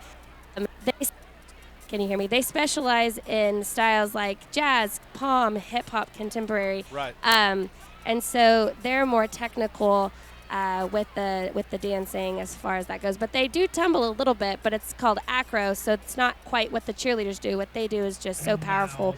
What we do is a little bit more sleek and controlled based on flexibility. So pretty cool to have them side by side, though, right? Yeah, it's awesome, and I love getting to see both perform because they are very different styles and different types of energy. It's so cool. Especially, I got to see them at the pep rally today, and the pep rallies are always a great time. Homecoming pep rally doesn't get any better than that. But absolutely. So tell us a little bit. You got Mr. Learman standing next to you. I know he wants to run away, but we're going to make him talk too. So you guys have a huge thing coming up in December. You guys do a fall production. Your dance students are in there, theater students, choir, music, engineering. Y'all both tell us. Make him talk. Don't let him get away. But tell us what that collaboration is, and then I know you both compete so much throughout the year. Tell me a little bit more about the competition side.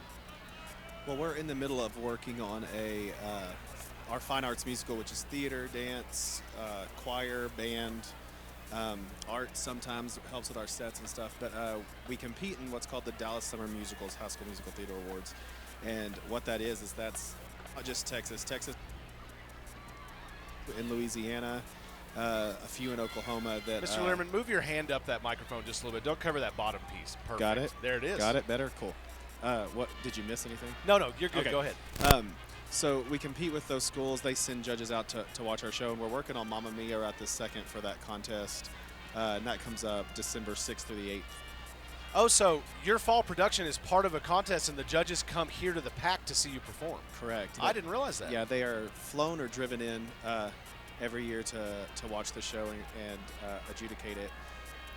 In the last we've been doing it for 3 years now and have had 36 nominations. We've had 3 Jimmy Award nominees, which is a National High School Musical Theater Awards, who have performed on Broadway in the last 3 years. So it's a pretty cool opportunity for the kids. And we're not talking about like, oh, that's neat, they took a trip to Broadway and got to sing a song. Like, they are interacting with Tony Award-winning folks out there. Is that right? Our young man, Kobe Rogers, that made it last year, got to work with Stephen Schwartz, who wrote the Broadway hit Wicked and Godspell, and when he shook his hand, actually said, "I've heard about you." That's so, amazing. It's a pretty cool thing. It is, and so you come in, and you have a pit orchestra in this production, and it's just incredibly high level. My wife and I went and saw something produced in town a few years ago, and then came there and saw Thoroughly Modern Millie, and felt like we wasted our money in the first performance and should have just come to all of the ones at Friendship. And of course, Miss Oakley too, there's dance involved in that. So I know that you guys do more than just the fall production. That's just, of course, coming up quickly. But tell us what your dance students do throughout the year. As far as musical goes, or just throughout the year? Throughout the year. So our dance kids get the opportunity to, first of all, audition for the musical, which if you look at my pom kids and some of the other kids in the musical, they are in school. Right after school, they go to musical rehearsal for 2.5 hours, and then like yesterday, as soon as musical was over, they went to pep rally practice, and then they get to go home at 10 o'clock and work on their studies. So in addition to that musical opportunity, you have the pom program, where we are a competitive program, but then our regular dance classes. So we teach them and educate them on all the different genres of dance throughout the first semester. And the second semester, we're gearing up for their school recitals. So these kids are working on performances and pieces that they will be able to perform for the community and the school in April.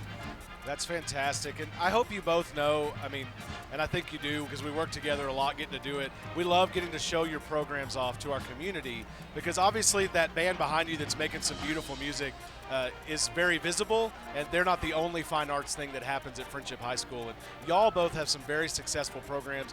Mr. Learman, you mentioned Broadway, but both of you, can you tell us about your students that have gone on to college and what they're pursuing within that theater and dance profession?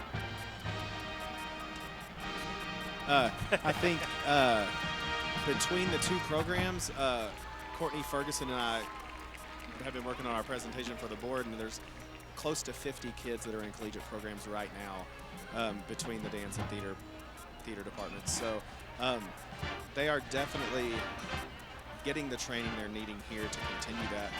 In fact, I got a letter from Oklahoma University, which is one of the top theater programs in the nation, today in the campus mail, thanking us for having our kids prepared for their programs. So that's amazing. It's pretty awesome. Well, and I know you mentioned we had a public presentation a while back, and you said you run your program like a college program. And I know that's true of other programs as well. Students are auditioning for the highest levels, and they have very high expectations placed on them, which is what you have to have to be successful. Absolutely. And we're kind of spoiled anyways because our kids rise to the occasion very easily, actually. We tell them what we want and they deliver, so we don't have to push too hard. Absolutely. Well, I say it all the time on the radio. We see evidence of it all the time, but Friendship has great kids. Friendship has great teachers. Thank you both for what you do. I know that you did not want to come and talk to me at halftime at homecoming. I'm a director. I like behind the scenes. I know. I appreciate your time, though, and appreciate everything y'all do on a daily basis across the board. And here you are working Friday night at a high school football game. I know you're having fun, but I appreciate your dedication. Absolutely. And appreciate your great programs. Thank y'all so much. Thank you so much. You bet. Well, that's Jake Learman and Melissa Oakley, two great educators at Friendship High School. Just listen to that beautiful Tiger Band in the background. Unbelievable. Fantastic job by those. Fantastic job by the Tiger Band. We will be back after a few words from our sponsors to the Friendship Foundation for Leadership halftime show. This is Friendship Tiger Football on Double T 97.3. Don't miss the sale of the summer at Gene Messer Toyota. Right now, get 0% APR for 72 months on the new 2019 Toyota Tundra Special Edition Crew Max. Or get 1.9% APR for 60 months on the new 2019 Toyota Tacoma Special Edition Double Cab SR. Gene Messer, business done the right way. 19th and West Loop 289. GeneMesserToyota.com.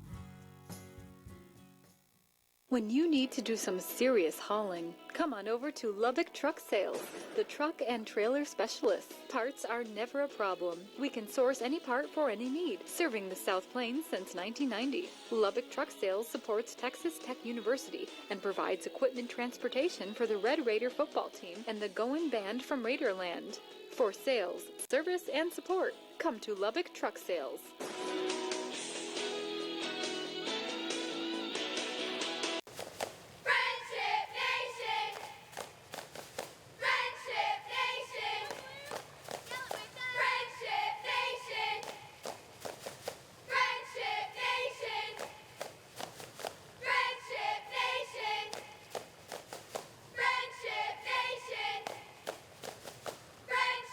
We are the Friendship Varsity Cheerleaders, and we're proud to support Friendship ISD.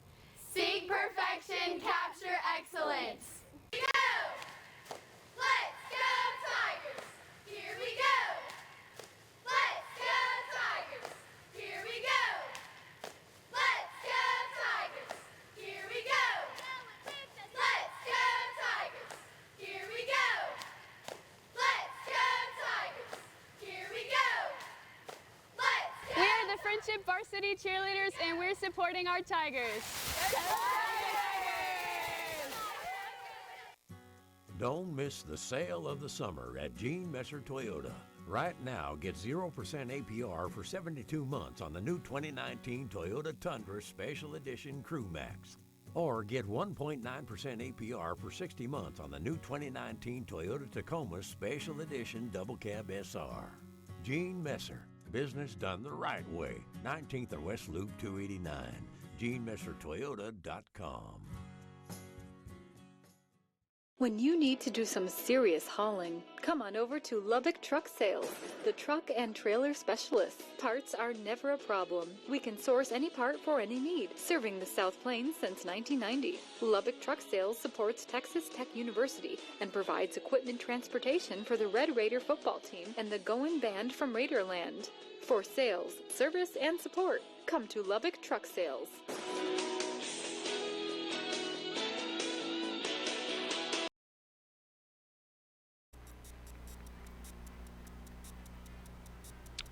And welcome back out to People's Bank Stadium. I'm Choice Woodman with Keith Patrick.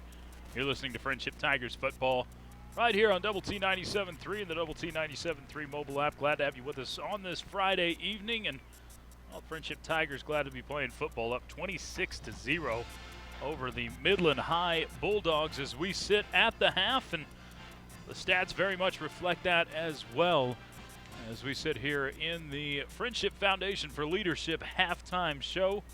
Friendship Tigers have put up some gaudy numbers offensively as Donovan Smith, 14 of 18, 236 yards and 2 passing touchdowns. He has been nothing short of impressive this evening. The Texas Tech football commits has slung a couple of touchdowns for more than 50 yards, one going to Jordan Maiden, the other going to Cooper Scott.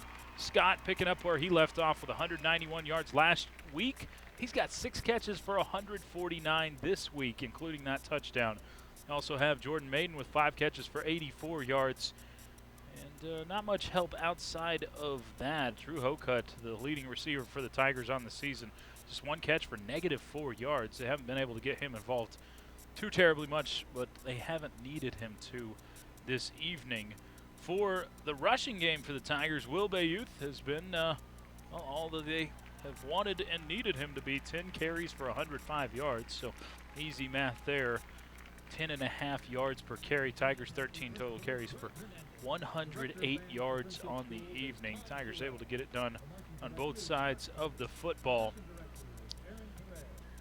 because the other side, the defensive side, has been very impressive, only giving up 8 passing yards in the first half. 2 of 6 is Landry Wells for 8 total yards. And for the Midland High Bulldogs, they haven't been able to run the football at a decent clip tonight. 25 carries for 107 yards, but totally and completely one-dimensional.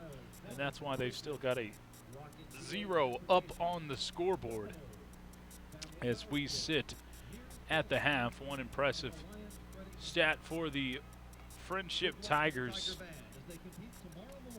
as we look at their average gain per play. 31 total offensive plays, 11 yards per play. That'll win you some football games. They've got 344 total yards in the first half, holding Midland High to just 115 total yards in this ball game. Remember, Friendship has held 3 of their 6 opponents so far this year to under 200 total yards. I'm sure they'll try to hit that mark again in this second half as Midland High has struggled offensively. Friendship is trying to keep the successes rolling from this first half. Let's take a look at a few scores around the area. We'll start within the district, District 2-6A. Midland Lee is up on Odessa High, and big time, 34-0 at half, as that one sits in Midland. The other game in the district, Permian leading Tascosa 28-13. That a bit of a surprising result there based on what the teams have done coming into that game. Not surprising based on the name. Odessa Permian always a really good football team, but they're leading 28-13 over Tascosa as it sits at the half. Some other scores of interest in the area. Coronado currently leading Monterey 28-21 as that game has just moved to halftime. That one being played across town at Lowry Field.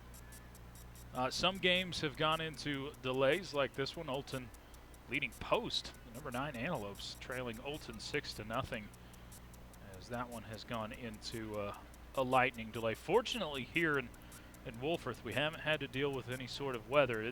It got close to us, but no strikes within 8 miles, so we've been able to keep play going. Sundown putting it on Hale Center 43-7.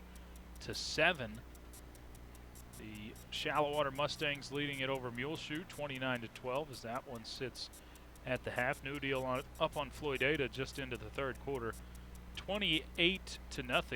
Here's a barn burner. Sudan leading Seagraves 54-28. Quite a wild game going on in that one.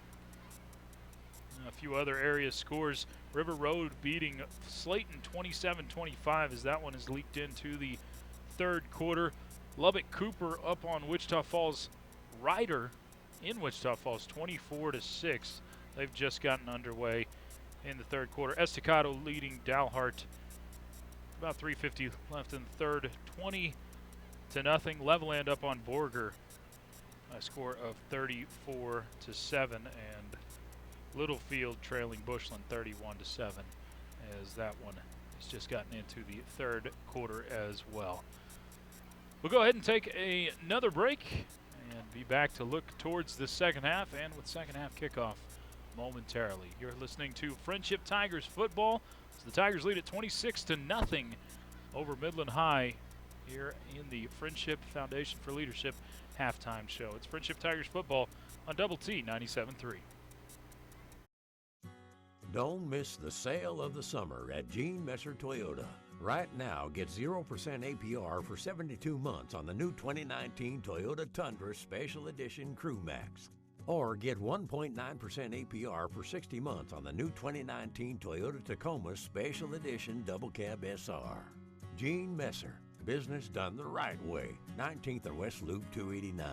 GeneMesserToyota.com. When you need to do some serious hauling, come on over to Lubbock Truck Sales, the truck and trailer specialists. Parts are never a problem. We can source any part for any need, serving the South Plains since 1990. Lubbock Truck Sales supports Texas Tech University and provides equipment transportation for the Red Raider football team and the Goin' Band from Raiderland. For sales, service, and support, come to Lubbock Truck Sales.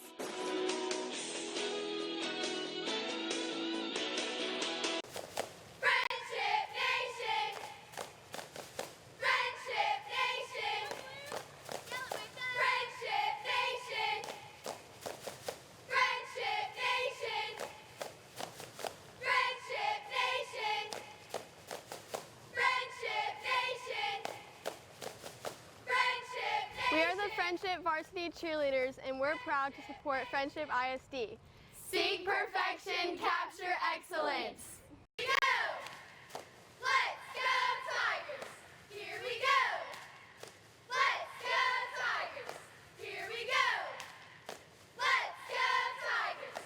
Here we go! Let's go Tigers! Here we go! Let's go Tigers! Here we go! We are the Friendship Varsity Cheerleaders, and we're supporting our Tigers. Don't miss the sale of the summer at Gene Messer Toyota. Right now, get 0% APR for 72 months on the new 2019 Toyota Tundra Special Edition Crew Max. Or get 1.9% APR for 60 months on the new 2019 Toyota Tacoma Special Edition Double Cab SR. Gene Messer, business done the right way. 19th and West Loop 289. GeneMesserToyota.com. The second half for the Tigers, what are you thinking that you'd like to see out of them? My bold strategy for the second half, Keith, is do exactly what you did in the first half. Okay. I think So that's don't change anything because it's working. Exactly. Don't. I think that if would it be ain't the broke. Yeah, don't fix it. Don't fix it. I think that's the great approach to this game because I think this Friendship team largely in all three phases, offense, defense, and special teams, has done what you wanted it to.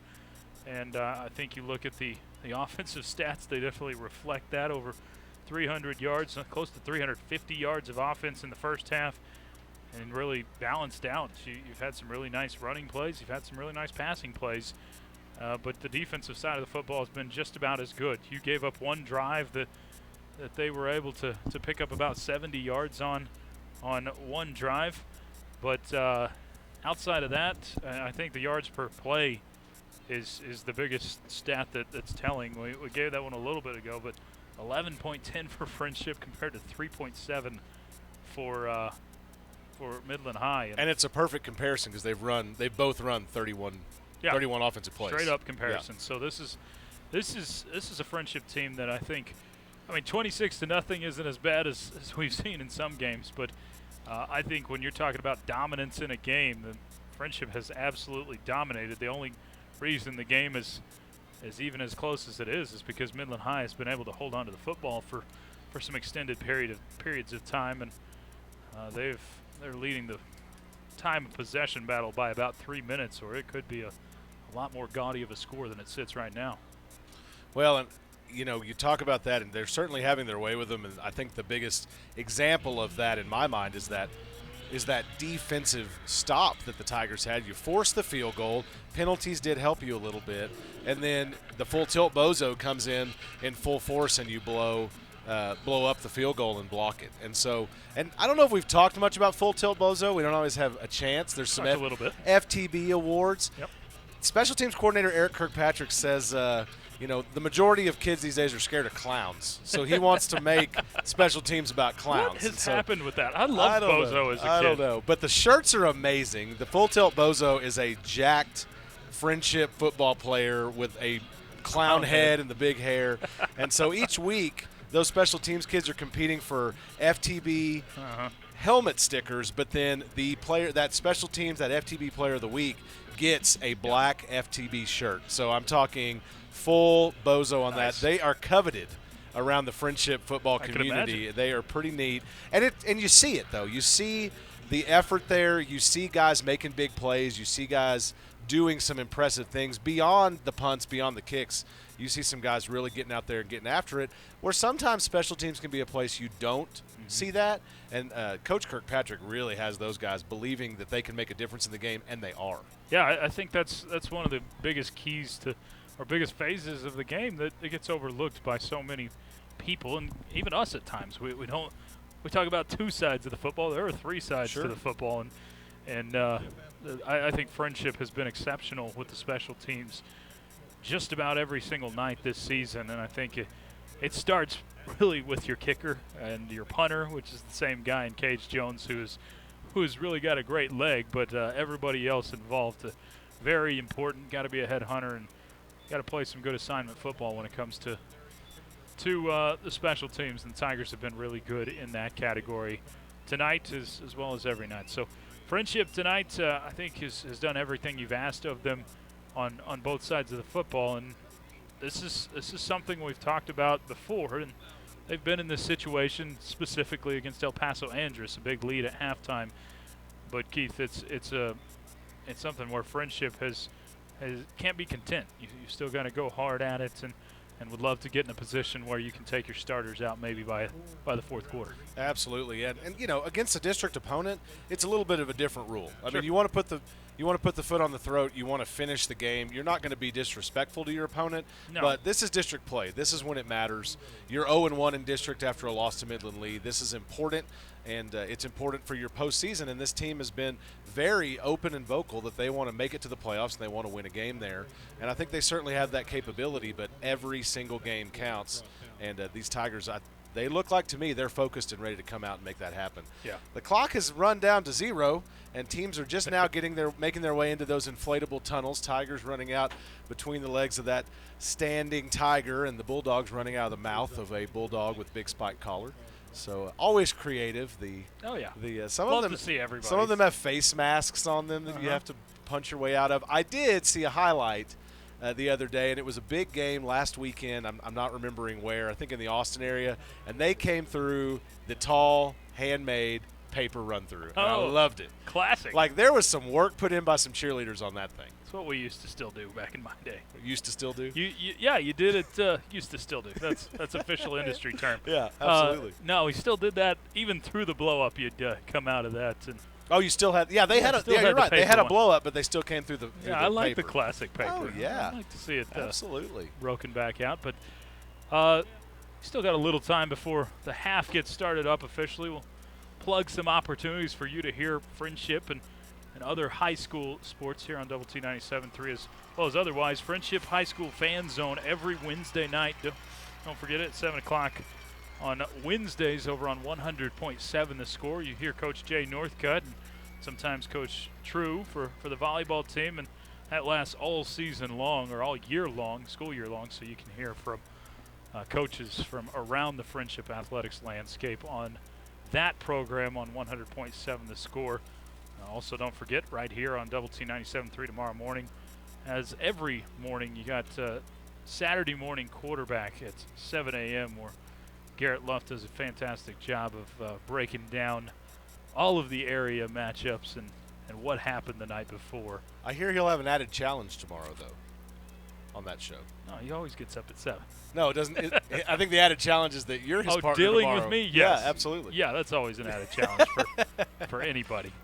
But, well, and while we're plugging, we go ahead and mention friendship.tv. Absolutely. If you have not checked it out, that's what you type in, www.friendship.tv, and you can see all Friendship football games and home district games of other sports in their entirety. If there is a radio call, it has that Raymar radio call on those videos. You can find them at friendship.tv, generally around noon the next day. The Gene Messer Toyota kickoff has happened, and Cage Jones has put his foot into one. It's going to make it down to about the 12-yard line and be picked up there by Midland High. He'll be met by a pile of folks and pushed down as he gets out to about the 23-yard line, and Midland High will start there in this second half. Midland High just trying to get some offense going. As we mentioned, only 115 yards of total offense in the first half. A stat to watch out for: Tigers have held opponents, Keith, to 200 yards or less in 3 of their 6 games so far this season. Be a tough feat to get to tonight because have to hold them to 85 or less. But well, tough now that you jinxed them. Well, I knocked on Formica. Trips on the near side, and it's going to be a handoff to Daniel Garcia up the middle. He'll make it to the 25-yard line. That's a pickup of 2 yards and a second down and 8 from there for the Bulldogs. Sorry about that, Joyce. Oh, you're fine. This is your classic 3 yards in a cloud of dust type of offense we've seen from Midland High tonight. They are literally happy with getting 3 yards at a time. Trips again. This time they're going to go to a receiver. They hit him at the hash. He's running directly at the sideline. He'll be drugged down by Jake Gilbert. I guess he was hoping to get a chance to turn it upfield, but he did not. So he picks up 3 yards on the pass and catch. That one went to that goes to Preston Brockington, a junior. That was his 6th catch of the season. He had 11 yards. Now he's got 14 on the season. Yeah, this is a passing play. Catches you by surprise. You're having to look down the list a little bit. A receiver, we haven't seen him tonight. It's a little different, but only the 3rd completed pass of the night for Midland High. Certainly haven't seen a lot of trips on the far side. The ball's on the near hash. No receiver here. It is a handoff to Garcia, who does shed the first tackler, and he will be held up by a linebacker, but then spins his way around. He's brought down ultimately by Kaysen Brito out at the 37-yard line. That is a pickup of 9 for Garcia and a first down for the Bulldogs. Yeah, that was one of the better runs we've seen all evening by Midland High. Garcia, he's a shifty running back. We've seen him shed tacklers all evening long. He's not going to be brought down with arm tackles for sure. Ball on the near hash again in that jumbo set now. It is still Landry Walls in at quarterback, lone receiver on the near side, but they do have some guys in there to catch a ball. It is a handoff out of the backfield. He will be met and then drilled down by Logan Douglas, who absolutely hammered him into the turf. They give him forward progress, but no gain on the play. That'll be second down and 10 from the 37 for the Bulldogs. This Bulldog offense still moving at a slow pace for a lot of offenses, but a quick pace for them. They're going into the no huddle, as most teams are nowadays, but looking over to the sideline and getting ready to run a play with 20 seconds on the play clock instead of about 5. Jacob Vines, Jaime Puentes, part of the trips that are on the near side. The ball's on the far hash. You do have Garcia in the backfield with Walls. It's a handoff to Garcia immediately, and he does pick up a few, and he seems to rumble through the line pretty well. Yes. That's going to be a 5-yard pickup for him on second down, so you'll bring up third down and manageable for the Bulldogs with about 9:30 left in the game. Oh, check that. That was actually R.A. is what they call him. His name not is gonna attempt it? Ridwanula Abdurazak, and it's quite the name. But I think you nailed it. Thank you. I'm not going to say it again. I talked to the Midland High radio crew. They said R.A. is what he goes by, and that's what I'm going with. But his first carry of the night will be for 5 yards. 3rd down and 5 from the 42 now for Midland High. 3 receiver set, 2 on the far side. They try to go across the middle, but it looks like miscommunication on the routes, and that one will fall incomplete, bringing up 4th and 5 from Midland High's 42, and they're going to opt to punt. I think he may have hit Daniel Garland in the back on that play. Yeah, you said it, miscommunication. Receiver was running a route up the field, maybe a fly route. The quarterback was thinking a simple stop beyond the sticks, and that's going to cost him a 4th down. And I'll tell you, too, is part due to injury, part due to just football and the way things shift. This is a very young team as they punts it down to Ty Glass, who does let it bounce in front of him at the 25. It bounces a friendship bounce and gets back to about the 30. It will be spotted down at the friendship 31-yard line. Yeah, this team, as I made the roster choice, lots of sophomores, even a couple freshmen, lots of juniors there. And that can be tough. The Tigers were there the last 2 years and now reaping the benefits. Coach Anaskavitz had this team in the playoffs the last 2 years, even with a few struggles, and now this is a year they have to rebuild a little. Yeah, I agree with you, Keith. I noticed the same thing when we were looking at the roster about the youth. And I think the comparison is lateral to what Friendship went through a couple of seasons ago and last year as well. Stacked twin receivers on both sides. Delayed handoff. No, Donovan Smith pulls it back. He is so shifty in the line. He's shedding tacklers left and right, getting past the arms of Midland High defenders, and he takes it across the 50 to the 49-yard line. Nice pickup there of 20 yards for Donovan Smith as he picks his way through. Really nice play by Donovan Smith, Keith. We've seen that at times, well, several times all season long, but that's the first time we've really seen him tuck it and run tonight, and that was just a simple zone read that he made the right read on.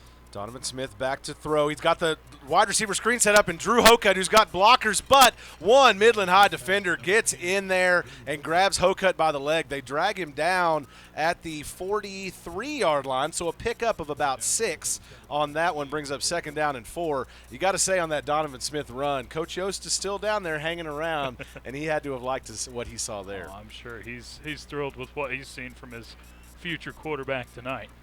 May turn him into a tight end. Who knows? Donovan Smith delayed handoff to William Bay Youth. They have a spy on him, but he still picks up quite a few yards. 1st down for Bay Youth, and he'll get down to the 37-yard line, picking up 6 on that run. On that delayed handoff, that's the shortest it's gone for, and that's 6 yards tonight. That's pretty impressive when your shortest run out of one play has gone for just 6 yards. Bay Youth has been very successful. We mentioned he went over 100 yards in the first half alone. Trips on the far side, in tight on the hash. Now Jordan Maiden will come across in motion to the near side. It's delayed run. It's a draw by Donovan Smith. He'll slide down. There's a late hit that comes down on top of Donovan Smith after he gave himself up, and the flags will fly. That is unnecessary to come in at a quarterback that who is surrendering themselves. And here's what I think you're going to see. You may see a targeting on top of it. It's a late hit, and it went straight to the helmet, too, so we may see an ejection. There's 2 levels of targeting in high school football. One that garners no targeting on the play, but it is a personal foul late hit. And Donovan Smith wisely gave himself up. Still paid for it, but at the extra 15 yards, well paid. Not sure if it was a planned draw or if Smith just saw an opportunity and took off, but yeah, obviously he did pick up some yardage and then gets the benefit of that. That was number 91, the defensive end, Carlo Urias. Now Smith back again, and he's got Jordan Maiden this time near the sideline. Maiden battles his way into a defender to pick up 3 extra yards. He'll be pulled out of bounds down at the 13-yard line of the Tigers. That's a pickup of 9 on that one. Yeah, Maiden has been impressive to say the least tonight. Tigers just a little shy of 100 yards. Tigers going quickly. Trips on the far side. Ball's in the near hash. And it is a handoff to William Bay Youth. Not so delayed this time. And Bay Youth will rumble all the way down to about the 3-yard line. Really nice pickup of 10 there for William Bay Youth on the ground. Tigers going very quickly. The trips are on the far side. Lone receiver on the near side. And now they're going to whistle this one dead. I didn't see a flag. I don't know if there was a timeout. I didn't either. I don't know what it was. They are going to give a false start to Friendship, so that 1st down from the 3-yard line will back up and we'll do it again. There's 7:10 left here in this third quarter. Friendship Tigers lead it over the Midland High Bulldogs 26-0, and they are absolutely rolling. Man, they had their tempo going there. You got to hate that little bit of a mistake. Yeah, a little bit of a mistake, but fortunately still first and goal inside the 10-yard line, so still plenty of opportunity. That doesn't have to be a back-breaking mistake. So first and goal from the 8. Ty Glass checks out. Jordan Maiden. Oh, check that. Ty Glass checks in. Maiden checks out. Now a delayed handoff to William Bayouth. This time he's drugged down from behind by a defender, by a Midland High defender, not before he picks up a couple on the play. So now second down and goal from the 6-yard line. Tigers, this is where they've struggled at times this year to get into the end zone inside the 10-yard line, inside the 20 really in the red zone. We've seen some hiccups in here, but this is where Friendship has to get a little more creative to get the touchdown. Maiden back in, Glass out. Tigers change it up and stack the twin receivers both sides. Donovan Smith steps up. He got Cooper Scott crossing at about the 2-yard line. He's still being drugged backwards, and the whistles are continuing to go. They'll give him forward progress down to the 2, so a pickup of 4 on the pass and catch to Cooper Scott, who was streaking across the middle of the field but wasn't able to turn it back up and get it into the end zone. Tiger offensive line has done a really good job tonight of opening up holes for William Bayouth. Would not be surprised to see just a straight handoff and try to power through that defensive front for Midland High to try to get the touchdown on 3rd and short. Evan Barbosa hasn't had a carry yet. You could always just give it to him. You could. William Bayouth, fake handoff to Bayouth. Now Donovan Smith goes across. He has Drew Hocutt in the back of the end zone. That's a touchdown, Tigers. 5:41 left in the third quarter. The Tigers lead it 32-0 over the Midland High Bulldogs on a 2-yard pass and catch from Donovan Smith to Drew Hocutt. And that is Drew Hocutt's team-leading 8th touchdown reception of the season. He is averaging over 105 yards per game, and that was just his third catch of the night, Second for positive yardage, but it goes for a score. And the snap is back to Higgins. It's down. The kick is up, and it is good by Cage Jones. Tigers lead it with 5:41 left in the third quarter, 33-0 over the Midland High Bulldogs. This is Friendship Tigers football on Double T 97.3. Don't miss the sale of the summer at Gene Messer Toyota. Right now, get 0% APR for 72 months on the new 2019 Toyota Tundra Special Edition Crew Max. Or get 1.9% APR for 60 months on the new 2019 Toyota Tacoma Special Edition Double Cab SR. Gene Messer, business done the right way. 19th and West Loop 289. GeneMesserToyota.com. When you need to do some serious hauling, come on over to Lubbock Truck Sales, the truck and trailer specialists. Parts are never a problem. We can source any part for any need, serving the South Plains since 1990. Lubbock Truck Sales supports Texas Tech University and provides equipment transportation for the Red Raider football team and the Goin' Band from Raiderland. For sales, service, and support, come to Lubbock Truck Sales.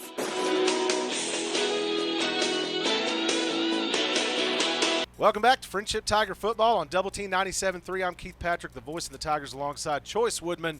Tigers lead it 33-0 over the Midland High Bulldogs. 5:41 left in the third quarter. The Gene Messer Toyota kickoff bounced in front of the return man, but it bounced into the end zone before he could snag it, and that will be a touchback. Midland High will take over on the 25. Midland High has struggled on the offensive side of the football, but Friendship has not. Another drive. This one 9 plays, 69 yards, 3:15 off the clock, and Donovan Smith hooks up with Drew Hocutt for the 2-yard touchdown pass.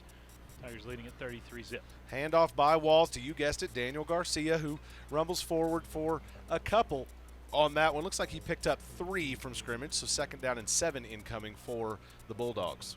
Keep seeing that again, the 3 yards in a cloud of dust. There's no dust on this artificial turf, but man, they are pretty consistent with the short gains tonight.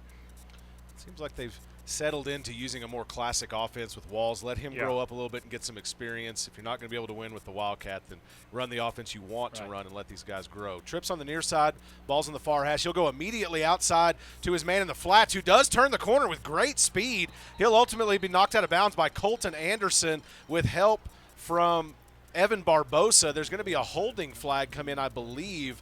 But, man, he had some speed. That was, once again, Preston Brockington, the junior. Yeah, this one will end up being a holding, which is It stinks for Midland High because they had a great block to seal the edge on the outside. Didn't really need the hold. It might have helped them pick up a couple of extra at the end, but that'll be a spot foul. So it's going to take them back close to the original line of scrimmage, and we'll probably see 2nd and 7 once again. So they spotted it at the 39, and then now he'll step off the 10 yards, so you will have a gain of 1. Yeah, you'll end up with a gain of 1 on the play. That's exactly right. Original line of scrimmage was back at the 25, so now you're at the 28-yard line, 2nd down and, well, 6 to gain. Yeah, so 2nd and 7, and all of that running, all that hitting, gains you 1 yard, and down remains the same. So trips on the far side this time, and you do have Garcia in the backfield with Walls. Ball's on the near hash for the Bulldogs. No receiver on the near side, on the short side of the field. He does hand off to Garcia, who's met very quickly by Kaysen Brito and Logan Douglas and brought down with some grumpy anger, which is what you certainly want out of those defensive linemen. And that'll bring up 3rd down and 6 now as the clock ticks down to about 4:40. Ball's on the 29-yard line. 3rd and 6 to a normal team is 3rd and 6, but to this team it kind of feels like 3rd and 15 for Midland High with an offense that is so completely one-dimensional. They've got a grand total of 4 pass catches this evening.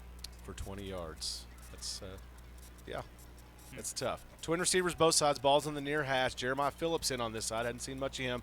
Now Walls is flushed out. He runs forward and makes a beautiful pass on the run. It's caught there by Nick Baiano, who grabs it right on the numbers at the 40. He'll be down there. That's a 1st down for Midland High, and now they'll have 1st and 10 from that 40-yard line on their side of the field. Wow, that was an impressive It was a beautiful job play. Well, nice. Of going to his left.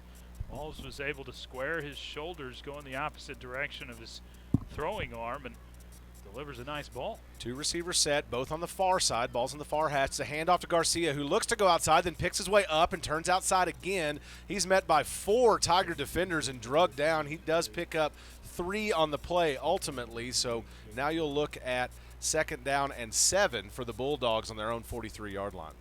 Another short gain by Midland High, but they are consistent in picking up 2 or 3 yards. It's not many plays that have gone the negative direction for Midland High tonight. 4 receiver set, balls on the near hash, but receivers are all in very tight, so it barely looks like receivers. You do have Garcia in the backfield, and it is a delayed handoff to him. He does take a stutter step and bounce his way inside, but he'll be met at the 46-yard line, and he'll be down there. So a pickup of 3 will bring up 3rd down and about 4 with that 1st down marker right on the 50-yard line. Now they're saying they do have the ability to throw the football, as we saw in the previous 1st down for Midland High. We'll see if they go back to a similar play. They roll out to the left and try the little drag route.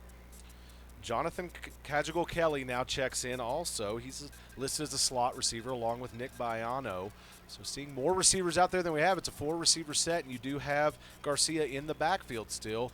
And it will be a handoff to Garcia, who goes around. They try to set up blocking for him, and he does break a couple of tackles, but he'll be drugged down by Colton Anderson. No, check that. Daniel Garland drags him down, and that'll bring up 4th down. There was no gain on that play. It's 4th down and 4 from the 46.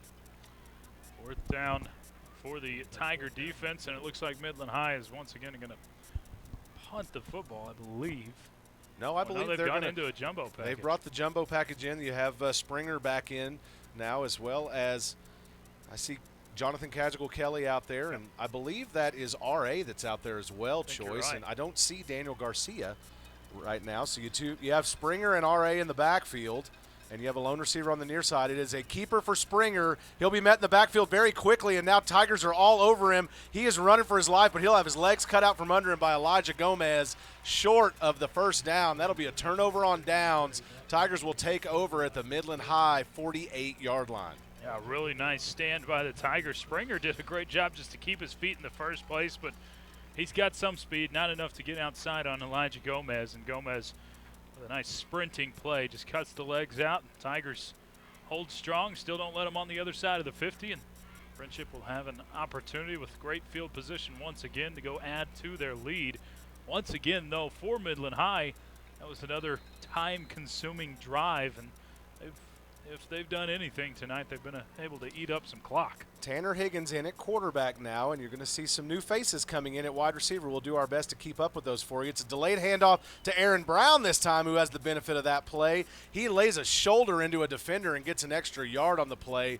He'll pick up 4, and that brings up 2nd down and 6 for Aaron Brown from the 44-yard line of Midland High. You surprised to see the secondary players coming in? Well, no, you called it, Joyce. Well, I kind of figured it'd be into the 4th quarter, though. Connor Little over there on the near side. I also see some other, trying to keep up with the Tigers. Caden Lowry is in right now. There's quite a few. It's an entire new unit that has come in right now. Julian Cerna in at wide receiver as well. Tanner Higgins, another handoff, this one immediate to Aaron Brown, his running back. He'll pick up 2 on that one, make his way down to the 43-yard line. And that will be on the near hash with a minute left as we tick under in the 3rd quarter. Yeah, we've seen it out of Coach Northcutt with leads, partially because he's had to experience the other side of it the last couple of years. But once they get a comfortable lead, they're ready to put it in cruise control from there. Carson Miller and Connor Little on the near side. Higgins will look to that near side, but he'll catch a man coming across the flat. It was Carson Miller. No, check that, Connor Little, who grabbed it falling down a la Cooper Scott. So he's right at the 1st down marker, right at the 38-yard line, and they will give him the 1st down. So a pickup of 5 there for the passing catch from Higgins to Connor Little, and the Tigers are moving here with their second-team offense. Friendship doesn't have to run another play as they reset the play clock in this quarter, and I may select to go ahead and take it to the 4th quarter to finish this one out. I believe they will. Game clock down to 15 now, and they don't, as you said, have to snap one. And that is what they're going to do. So as the clock runs out in the 3rd quarter, we'll take a break here. The Tigers lead it 33-0 over the Midland High Bulldogs. We'll be back with some more after words from our sponsors. This is Friendship Tiger Football on Double T 97.3. When you need to do some serious hauling, come on over to Lubbock Truck Sales, the truck and trailer specialists. Parts are never a problem. We can source any part for any need, serving the South Plains since 1990. Lubbock Truck Sales supports Texas Tech University and provides equipment transportation for the Red Raider football team and the Goin' Band from Raiderland. For sales, service, and support, come to Lubbock Truck Sales.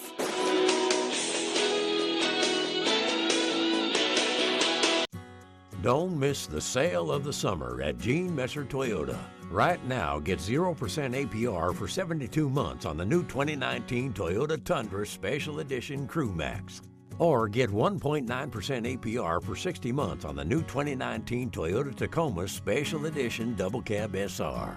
Gene Messer, business done the right way. 19th and West Loop 289. GeneMesserToyota.com. Welcome back to Friendship Tiger Football on Double T 97.3. Tigers lead it 33-0 over the Midland High Bulldogs here at the start of the 4th quarter. First play from scrimmage of the 4th quarter was a handoff to Aaron Brown. Tigers content to take plenty of time here. Still have some starters on the offensive line in, but do see Mark McNeil in down there. And as we said, several wide receivers working in. Julian Cerna has worked in. You see Connor Little in. Right now, Tanner Higgins is at quarterback. And now Higgins will go outside to his receiver down on the far sideline, and he will barrel across for the 1st down. So that's a pickup, a nice pickup there from Higgins to his receiver, I believe. Check that. I'm trying to get a number. I'm sorry about that. That's Carson Miller over there that makes that catch, and a nice pickup. They'll take over for a 1st down and 10 now from the 26-yard line to pick up a 10 yards to Miller. Tigers moving at a slower pace, as you mentioned, Keith, but still going to run their offense because you want these other guys to get into a flow as well. So trips on the near side. It's a delayed handoff to Aaron Brown. He's met at the line of scrimmage and does not pick up any yardage. So no gain on the play for Brown. That'll bring up 2nd down and 10 now for the Tigers from the Midland High 26-yard line. And even though the night's over for many of those starters for Friendship, some really nice numbers, including Will Bayouth that finishes the night with 13 carries for 123 yards on the ground. Nice. One of his best nights and definitely one of his most efficient days of the season. Little Lowry and Cerna in trips on the near side, but they'll go outside to Miller this time, who makes a man miss as he catches it and then falls forward. He'll be very close to a 1st down. That's a pickup of 9 from Higgins to Carson Miller on the outside. and the Tigers looking very good with their second-team offense. Yeah, Miller is nice option out there. I think you see the Tigers with plenty of opportunities at that wide receiver position. It shows how talented the starters are because your backups are plenty talented as well. Absolutely. That's an 8-yard pickup there for Miller, so 3rd down and 2 from the 16-yard line of Midland High. Higgins taking his time, trips on the far side, ball's on the far hash. He'll fake the handoff and go to Miller again on the outside, who tries to duck underneath the defenders and barrel his way through. Now you have a scrum down there, and you're just kind of waiting for forward progress to be called. They did not blow the whistle until the pile fell down, and he is very close to a first down. There's a potential that they did push him across. Still waiting for the signal from the officials. It's a 4th and inches right here, but I think you're probably still going to see, and we will see the kicking unit come out. You don't want to add any extra insult, even though you could probably run some more clock in this situation. Tigers get a little practice in the kicking game. So Higgins stays out as he is the holder for field goals and PATs, and you see a bunch of starters come back out there who are part of this unit. The line comes down set together. Snap is back to Higgins. It's down. The kick is up, and it is no good. Cage Jones misses his 2nd field goal of the season as that one goes outside wide left, and the Tigers will remain in the lead 33-0 with 9:07 left in this game over the Midland High Bulldogs. Yeah, just pulled that one a little bit to the left, and even some of the best kickers, they'll miss occasionally. Cage Jones has been really almost automatic for Friendship this season, but just missed that one to the left. And that was a 37-yard try for Cage Jones. As I said, he's only missed 1 field goal, and that was a 50-yard attempt that he didn't actually get a hold of. There was some issues there on the line in that one. So really the first true miss of the season for him as far as I'm concerned. So you do have a new quarterback in once again. It is I'm sorry, I'm falling over. So this Nicholas Peralta that's in for Midland High. He tries to make a pass, but it is swatted at the line, so that one falls incomplete. He's lucky that when David Kirkpatrick got his paw on it that it didn't go up and end up intercepted it in the end zone. That was a very dangerous one for the Bulldogs. So 2nd and 10 from the 20-yard line, and Peralta hands this one off to Garcia, who's still in, and he has room to run. He'll be drugged down by a couple of Tigers close to the 40-yard line, so a pickup of 20 on the handoff to Garcia there. That's a 19-yard gain. Ball's on the 39-yard line. Yeah, Garcia has been one of the bright spots for this Midland High team. That puts him up over 100 yards, 115 on the night for Daniel Garcia. So Nicholas Peralta still in at quarterback. He has Garcia, twin receivers on both sides. He'll go to a man outside and get him at the numbers. He'll make a man miss and spin around, but he will be brought down with gusto. Once again, Sebastian Arocha grabs him around the middle and throws him down, but not before he picks up about 7 on the play, bringing up 3rd down and 3. Check that, 2nd down and 3 for the Bulldogs. Roach is a really talented linebacker as a junior, but doesn't get to see the field as often as some would think. Peralta struggles with the snap, and he throws what looks like a lateral pass, and he throws it over his man, but the official does call it incomplete, so I guess had a little bit of forward movement on it. Peralta lucky he didn't get blown up there as he was struggling getting that one in his hand to throw it. Yeah, he threw that from about the 41, and it was about the 41 and a half, so I think he was about a half a yard forward pass, but it wasn't by much. So 8:05 left in the game, 3rd down and 3 from the 46 of the Bulldogs, and he will hand it off to Garcia, who does have a big roll, but he is met by Sebastian Arocha and absolutely bodied to the ground. He does pick up the 1st down as he crosses the 50 to the Tigers' 49, but man, Sebastian Arocha just made a statement on David Garcia. Arocha has been impressive. Arocha's listed as a linebacker, but he's playing safety at the moment. He's got the height out there, that's for sure. He looks bigger than most others on the field right now. So, and it really doesn't care. He has pink everything, basically. On anything that's not uniform is pink. Peralta takes the snap and throws out immediately to the man in the flats. That's Brockington again, who spins and makes a man miss, and now he'll be slung out of bounds by, it looks like Arocha again over there, slung him out of bounds at about the 45-yard line, 44. So he'll pick up 5 on the pass and catch, and it'll be 2nd down and 5 for the Bulldogs.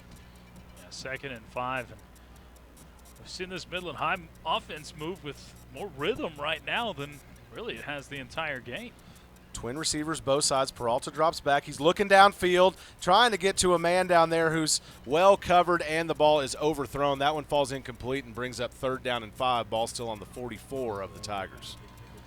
Man, Sebastian Arocha is just out there. I mean, he just looks stronger than everybody else, and he's getting himself in the middle of every single play as well. This has been impressive for sure, to say the very least.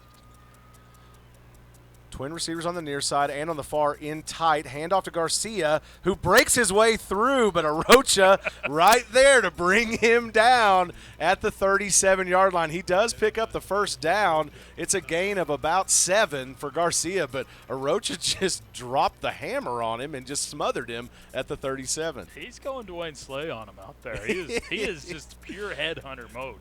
I feel like he might be frothing at the mouth right now. That's what I'm imagining. So a direct snap to Garcia, it looked like to me, and he'll get back to the line of scrimmage, but nothing more. So 0 on the gain, and it'll bring up 2nd down and 10. Ball still on the 37. 6:34 left in this ball game. You know, you don't think these minutes matter to some, but Arocha's, he's pushing. He's saying, Coach, look at me. I want some more playing time out here. Well, and he is listed as a linebacker. We've seen some injuries in the depth chart. He may be moving up. So Peralta retreating and tries to get the screen set up and goes across to his man, but unable to haul it in. They had plenty of room, and he tries to get it to Garcia, but he drops it. So that one falls incomplete as well. And now you'll see a 3rd down and 10 from the 37 for the Bulldogs. Yeah, that one thrown a little bit wide to Garcia, but still very catchable. Garcia will tell you he definitely should have caught it. And you're right, he had a lot of room in front of him. So fortunate for the Tigers that that was dropped in the backfield. Brady Wolf in on the defense. Randy Garcia as well, trying to keep up with new folks coming in. This one will be a handoff to Garcia, and he'll pick up a yard on the run. So that will bring up now 4th down and 9 on the 37 for the Bulldogs. Tigers, you know they want to keep this shutout intact. You know that pride factor of the defense really wants to hold on to this shutout regardless of whether they got starters in or not. 4th and 9, this is a big moment as far as that shutout goes. Brady Wolf in as the corner on the near side. Brooks Hocutt on the far side. Both of them have checked into the game here with this second-team defense. Low snap, but Peralta grabs it. He's got a little bit of time back there. He avoids the pressure and goes out right, tries to get it out to Brockington, who is shy of the first down. Couldn't quite tell if he made the catch choice, but it's not going to matter. He did get a catch, so he'll pick up 8 on the pass and catch, but he's 2 yards shy of the first down. That's a turnover on downs by the Midland High Bulldogs. So the Tigers take over at their own 30-yard line with 5:35 left in this game. They're up 33-0. And that one should amount to it. If the Tigers can pick up about 2 or 3 first downs, you're looking at ball game right there for Friendship to be able to run the clock out. And I mean, we've talked about it. The score 33-0 isn't just overly impressive, but Friendship has just purely dominated this football game from start to finish, Keith. I got to give it to him, Choice. Coach Wells checked out after a little while. He made an appearance, but Coach Yost is here. He is still here. He's hanging out. He's talking to administrators and parents. Tanner Higgins goes across the middle to his outside receiver who's breaking in on a little bubble screen. He picks up 5 yards. Trying to get a number for you on that one. I think it's 81, Choice. Help me out You're here. Right. He was in a crowd. That's of Mason guys. Martin. I'm sorry about that, folks. Mason Martin with that catch. So a 5-yard passing catch from Tanner Higgins to Mason Martin. We're going pretty deep on the depth chart right now. Well, and glad to see these young guys get great. in. It's fantastic. And so twin receivers both sides. You're just running that Friendship offense. I mean, that's what you run. That's what every level of Friendship runs. So handoff here to Aaron Brown, and he'll rumble forward for 3 yards. So Tigers will have a 3rd and short to deal with on their own 38-yard line, 2 yards to go. You mentioned Coach Yost still around here. I believe he is the West Texas recruiter. I mean, everybody kind of has their own area of the country. I think his area is West Texas, so he may still be peeking at some other players on the field as well. So Martin checks out. May have tweaked a little something there. Had his hand holding his hand down, and so Ty Glass checks in quickly to fill that role in the offense. Plenty of time here ticking off. One receiver on the far side, ball's on the far hash. Things started a little early there. Not sure who that was getting going quick, but no flags on the play that I can see, and you're going to get a first down there. I believe that was a hand. Was that a handoff to Aaron Brown, Choice? It was. Thank you. Handoff straight to Brown up the gut, and he runs off tackle to get just enough for the first down. So he picked up 2 yards on that play, and you'll have the first down, and now it's first down and 10 from the 41-yard line of the Tigers. The Tigers taking their time, but like you said, Choice, just doing what they do. Well, we're seeing a lot more of is Ty Glass in the backfield. He's getting some opportunity in that backfield, and this is new to this week, but we saw it earlier in the game. The minutes still did matter, and I think it's something we might see getting his speed involved in the future. So Ty Glass and another running back in the backfield on either side of Higgins. Glass is going to take it and try to go left, but he's going to reverse field, and he does get the corner and a nice block downfield. Now he'll cut it inside and be drugged down at the Midland High 35-yard line. Ty Glass all the way down actually to the 33-yard line. Wow. Nice big pickup there of 40. Check that. Of where are we at? Do the math for me, Choice. I'm going to try to. Oh, 28 goodness. yards. 20. I almost There said we go. 44 yards. I was adding Shane- yardage and yard lines. Shane Langen's going to help us out Thank with you, that Shane. one. Shane's He's a quick with pro. the yardage, yeah. He is a pro. And that's exactly why we see Ty Glass back there, is because you try to get his speed into the open field because he is such a weapon. Shows it off right there. Tanner Foster was the other running back in the backfield. Now A.J. Espakin, they call him the Afrikaner. He's from South Africa, and he gets this one. Man, he is a hard-nosed runner because he played rugby at home, and now he's back. You saw him get a very late touchdown against El Paso Andress. I saw him in class this week and told him congratulations on his touchdown. He immediately looked sheepish, and so I realized that he got a lot of guff from his teammates about that, but he made the sideline go bananas in that game when he got that touchdown. A lot of fun to see. So, second and 6 from the 28 for the Tigers, ticking down to about 2:20 left in this game. Trips on the far side. Higgins is going to look downfield, and now he's going to tuck it and run. Nice little stiff arm by Higgins and good blocking downfield. He's going to turn the corner and tiptoe down the sideline. He'll be pushed out at about the 14-yard line. Nice pickup of 14 yards by Tanner Higgins on that run. A really nice pickup by Higgins, and Tigers are showing off their ability to do. White Hat is waving them back. Yeah, I'm trying to figure out what. Oh, I see a flag down here from the line judge. I guess we're going to have a holding penalty. Holding on homecoming is inevitable. Lots of holding on homecoming. Andy Penny left, and holding on homecoming continues. It always stays. Yeah. It's like a tradition.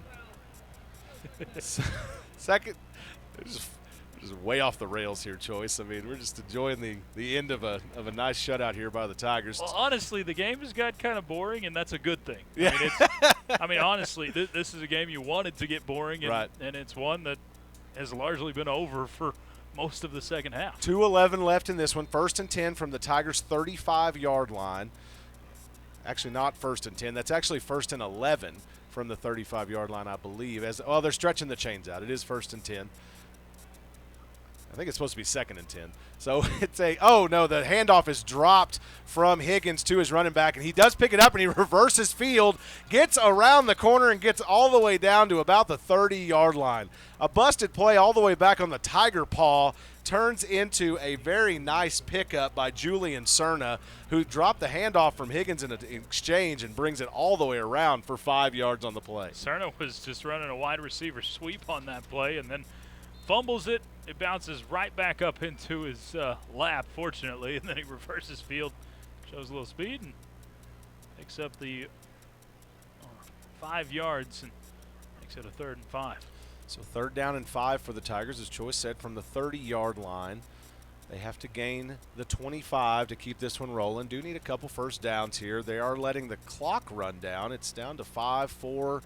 They don't realize it, I think, and I don't know that you're going to get a playoff in time, and you will not. And I believe you have a timeout. Coach Northcutt got down to the line judge in time to call a timeout. So 1:49 left in this one. That'll stop the clock. 33-0, the Tigers over the Bulldogs. I'm a little surprised they're not running the clock on everything out of bounds. Usually in games like this, officials will talk to the coach and just go ahead and wind the clock. So clock was stopped the entire time. I guess Midland High doesn't want it to be running. Maybe they have in mind to try to get a stop here and spoil the shutout. Nonetheless, this game well in hand, Keith, as we can already start looking towards next week as the Friendship Tigers continue District 2 6A play. And it's a Friendship football team that is about to pick up a milestone victory, their first district win under Coach Northcutt. And I mean, snapping a district losing streak, that is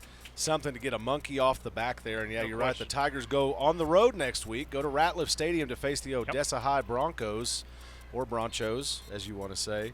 They're 2-4 on the season. They're also 0-1 in district play.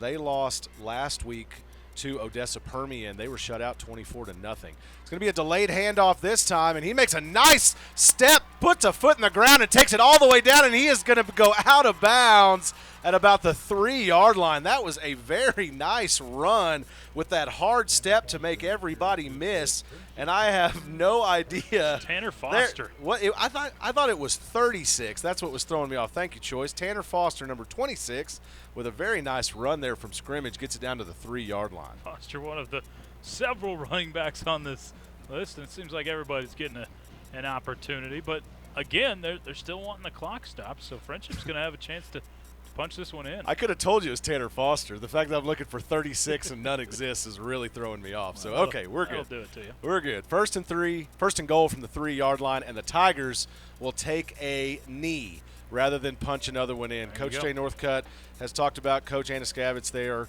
pretty close, and he respects him a lot. Appreciate that sportsmanship from head coach Jay Northcutt. So the clock ticks down. 1:22 left. Tigers will be able to take another knee here from the 3-yard line and put this one to bed.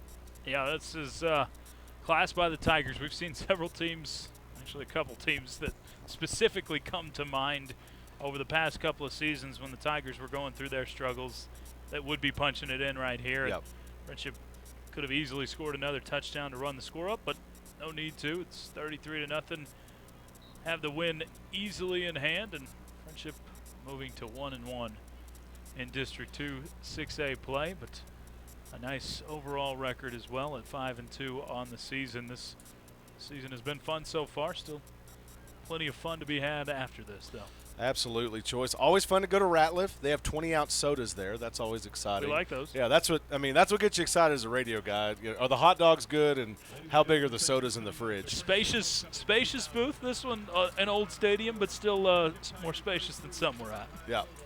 Definitely a great night for the Tigers. 20 seconds off the clock, but these teams are lined up on the 50 and ready to shake hands, so we'll call this one done. Tigers win it 33-0 over the Midland High Bulldogs. They improved to 1-1 on the season, and the Tiger team just dumped the Gatorade cooler on head coach Jay Northcutt, who has his first District 2 6A win of his tenure at Friendship High School. You got to love that. Yeah. I'll tell you that Jay Northcutt is a stand-up guy. He has a great group of coaches. They work very hard, and you got to love seeing him get that monkey off the back and keep this season rolling. Good year for the Tigers here coming. They're 5-2 now.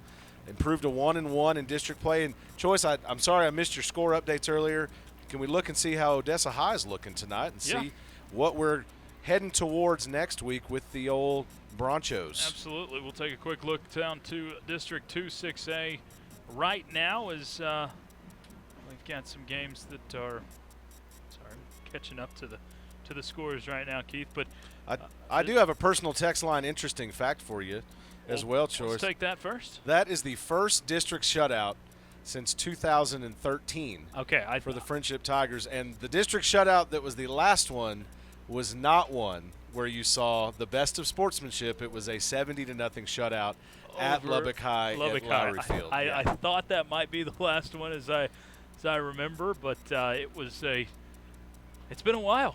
And that's a huge, huge step for the Tigers. As other games in District 2 6A, Odessa High not feeling too good tonight. 55-0 lead up on the Bronchos as that one sits at 7 minutes left in the ball game.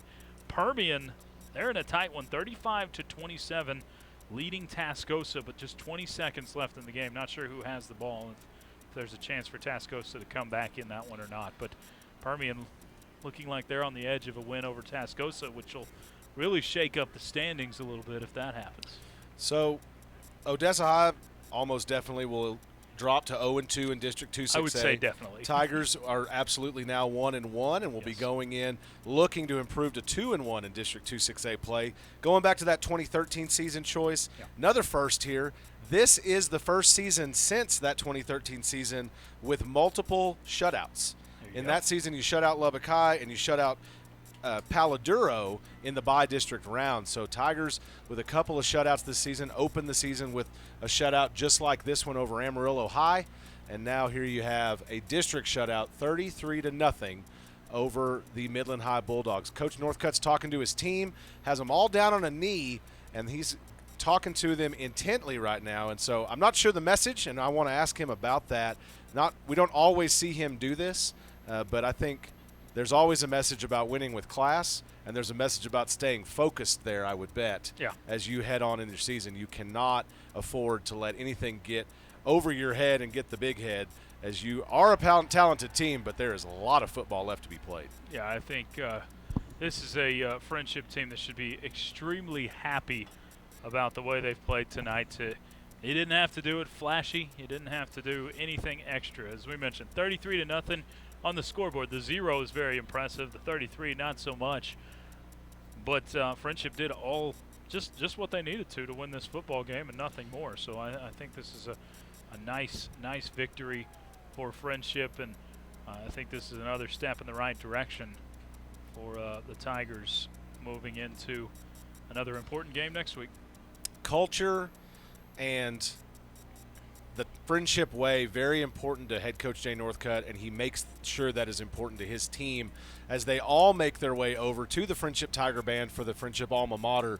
Not only do they respect the Alma Mater, respect the fight song, they know them.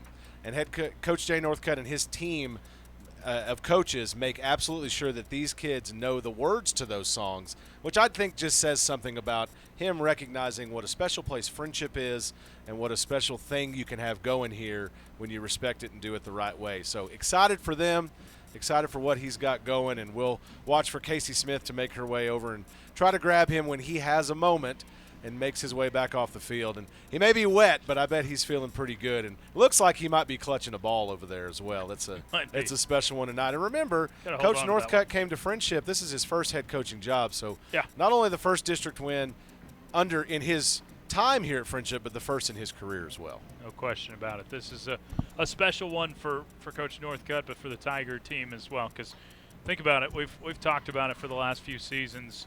So many of these seniors were here playing as sophomores. Jake Gilbert, Drew Hocutt. You've got a wide number of these seniors that have been through the low parts of this, but have also had the opportunity tonight to go through the high moments. Well, Coach Northcutt, can you hear us all right? Do we have the microphone on? Checking through it. Choice may have it muted up here. We'll see. Gotcha, you got me. There we go. There we go. Coach, congratulations. Big shutout tonight. First time Friendship's had a district shutout since 2013. First time they've had multiple shutouts since 2013. Super excited for you personally and for your guys, but curious about what your message was there for the team on the field after the game was over. Oh, I just told them how proud I was of them. You know, this win's a big one because it counts, you know, because it's a district win. First one that we've had in 3 years, and so that makes it, you know, that much more sweet.